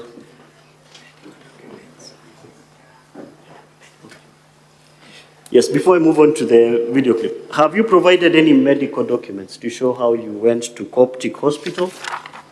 You were admitted after this fact?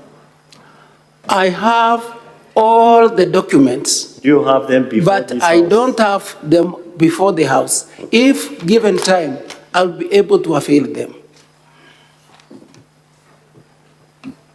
That is fine. You can avail them at another fora, not today. I'll take you to the photo you are referred to. If the technical team can place that photo up.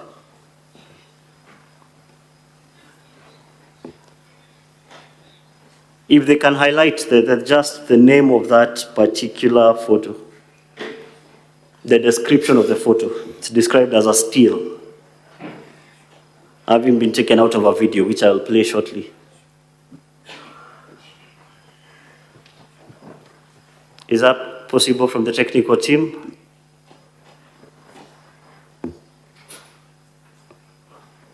Counsel, you have to be more specific which photo you are referring. It's the same photo, the one they had put up. But it's okay, we can move to our video referred as Arrest 001. Technical team.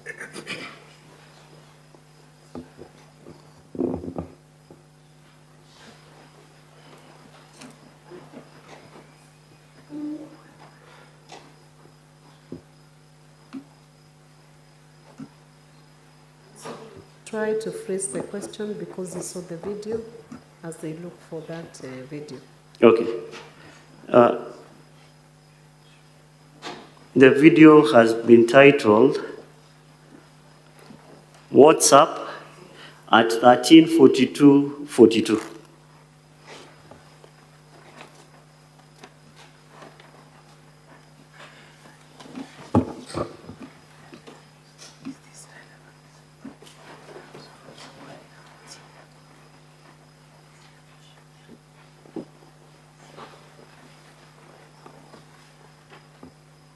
Is it a new video or the old video that was played? It's part of the videos that was applied. There were two folders. One was for photos, one was for videos. Because It's the third video. Because your time is up, so I'll give you 2 minutes to finalize. It's the second.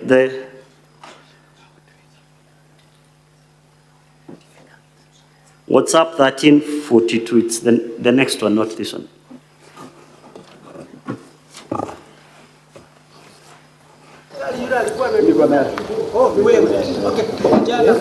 Sawa, tunasema hapo na ingine. Gari ingine. Siwaje gari tutapanga tu. Nachukua wazazi wangu. Sijachukua ya nini, sijachukua polisi. Unaona mali na Sawa. Yes, we can pause that. Bwana Reuben. Yes. You said there were county enforcement officers during your arrest. Which is this? Yes. The photo you've shown us originated from this. Can you identify those county officers you are referring to in the video from which that still was pulled? Madam Speaker, the photos is showing here are the ones when I was being rushed by the police to Kisii, and none of the county officers went to Kisii, apart from one who was in a brown shirt. There is another clip where there is one I saw and identified positively as one of the officers from the security. One. But the rest are police officers, the ones we are seeing. Do you know this officer's name? You can identify him? Sorry? You know this officer's name? This person you say you identified as a county enforcement officer. I know him by appearance. I don't know him by name. Is he wearing a uniform by any chance? Yeah? Was he wearing uniform from the county? Because that one. No, my question is. Let me answer. That one is from the revenue department, the one we are seeing there. Because the officers came, the security guards plus the revenue officers. The one we are seeing there is a revenue officer. Your story has changed from compliance to revenue officers, but that is fine. Let me ask you the last. They are county workers. They came about 20.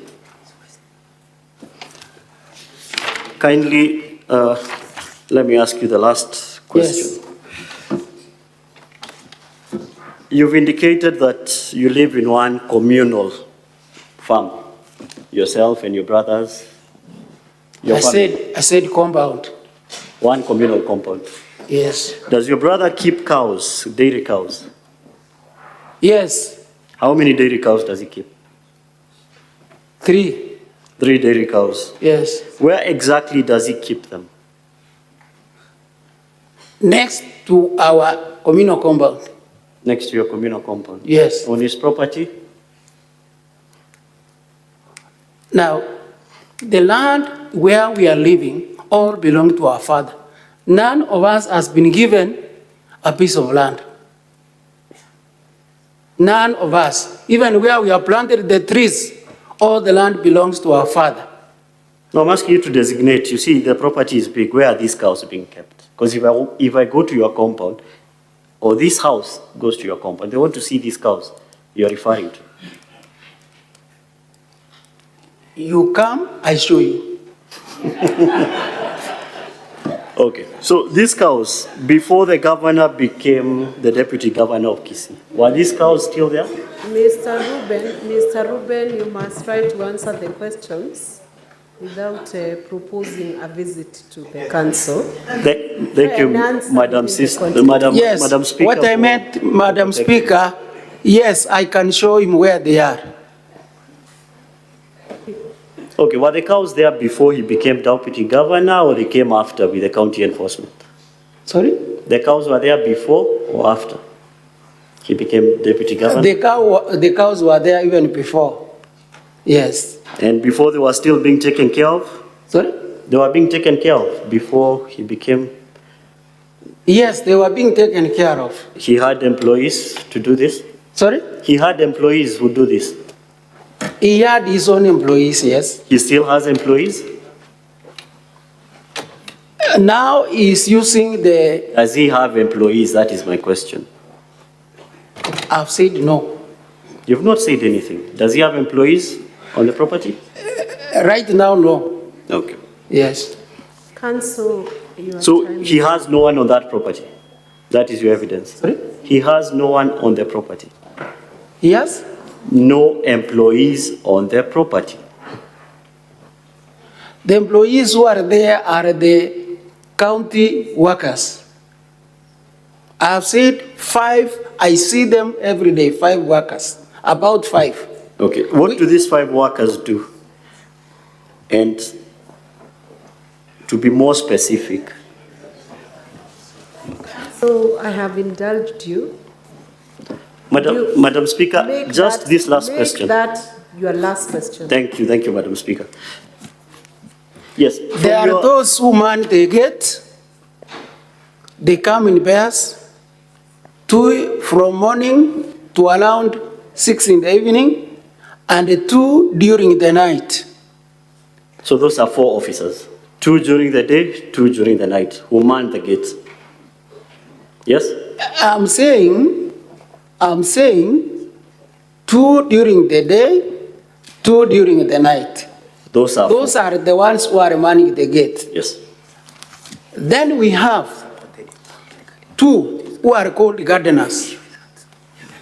Yes. Continue. Then we have 1 who cooks for the governor, deputy governor.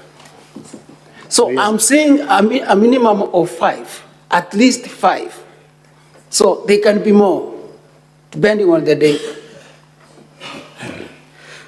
Thank you, counsel.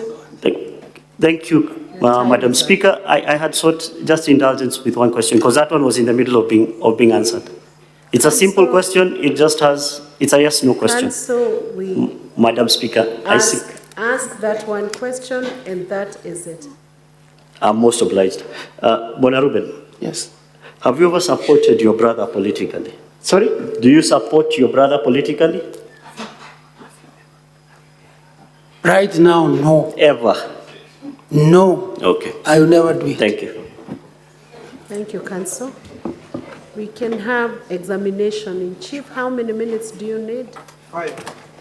5 minutes? 5 minutes. You can begin now. Brother Reuben, good evening. You have been shown a video that you were the one who was speaking in Kisii language, right? The one who was speaking? There's a video that has been played. Yes. And the video spoke in the Kisii language. The Kisii? You spoke in the Kisii language on that video. Yes, yes. Do you agree with the interpretation that was given by the gentleman? Some places he was not doing well. Would you kindly point out the issues that you spoke to? Did you mention something to do about with 20 enforcement officers on that video? The 20? On that video, yeah. Did you mention something to do with 20 enforcement officers? Yes. What exactly do you mention? The 20 and on the clip. Yes, on the clip. What did you say on the clip about 20 enforcement officers? Now, I spoke in Kisii, and I was asking my brother, because this clip, the way it has been done, it was done by the media, not me. But if they brought the whole clip the way it was. What did you say, Bwana Reuben? Just say what you said on the clip. I said that I was asking my brother, why all this, the police, why all this, the county workers? Because I was surprised. All those could not come for me alone, and I was sick. Mr. Reuben, just repeat exactly what you said on the clip so that the senators can understand your own version of your translation. Now, which part of the clip? Where you mentioned, to translate? Where you mentioned 20 enforcement officers. Why I mentioned 20... Well, do you mind we replay the clip, Honorable Speaker, for just 1 minute? You know, I was not telling my brother.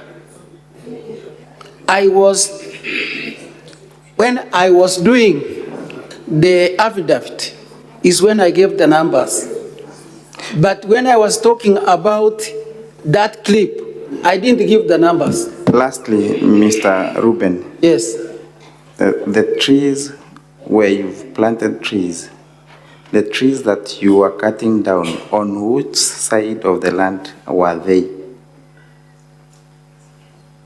The trees that you are cutting down, were they on your side of your land, or were they on the side of the Deputy Governor? Madam Speaker, I want to be very clear why I'm here. But Reuben, I want you just to answer my question. My question is very simple. The trees that you cut down, were they on your side of your land that you've been given by your father, or were they on the side of the land that the Deputy Governor has been farming? I said the land belongs to our dad. It does not belong to me, it does not belong to my brother. We only showed one another. You can be digging this side, I dig this side. So the land belongs to our dad. Where you farm, were you cutting trees down from the side of the land where you farm? Now, we stopped farming.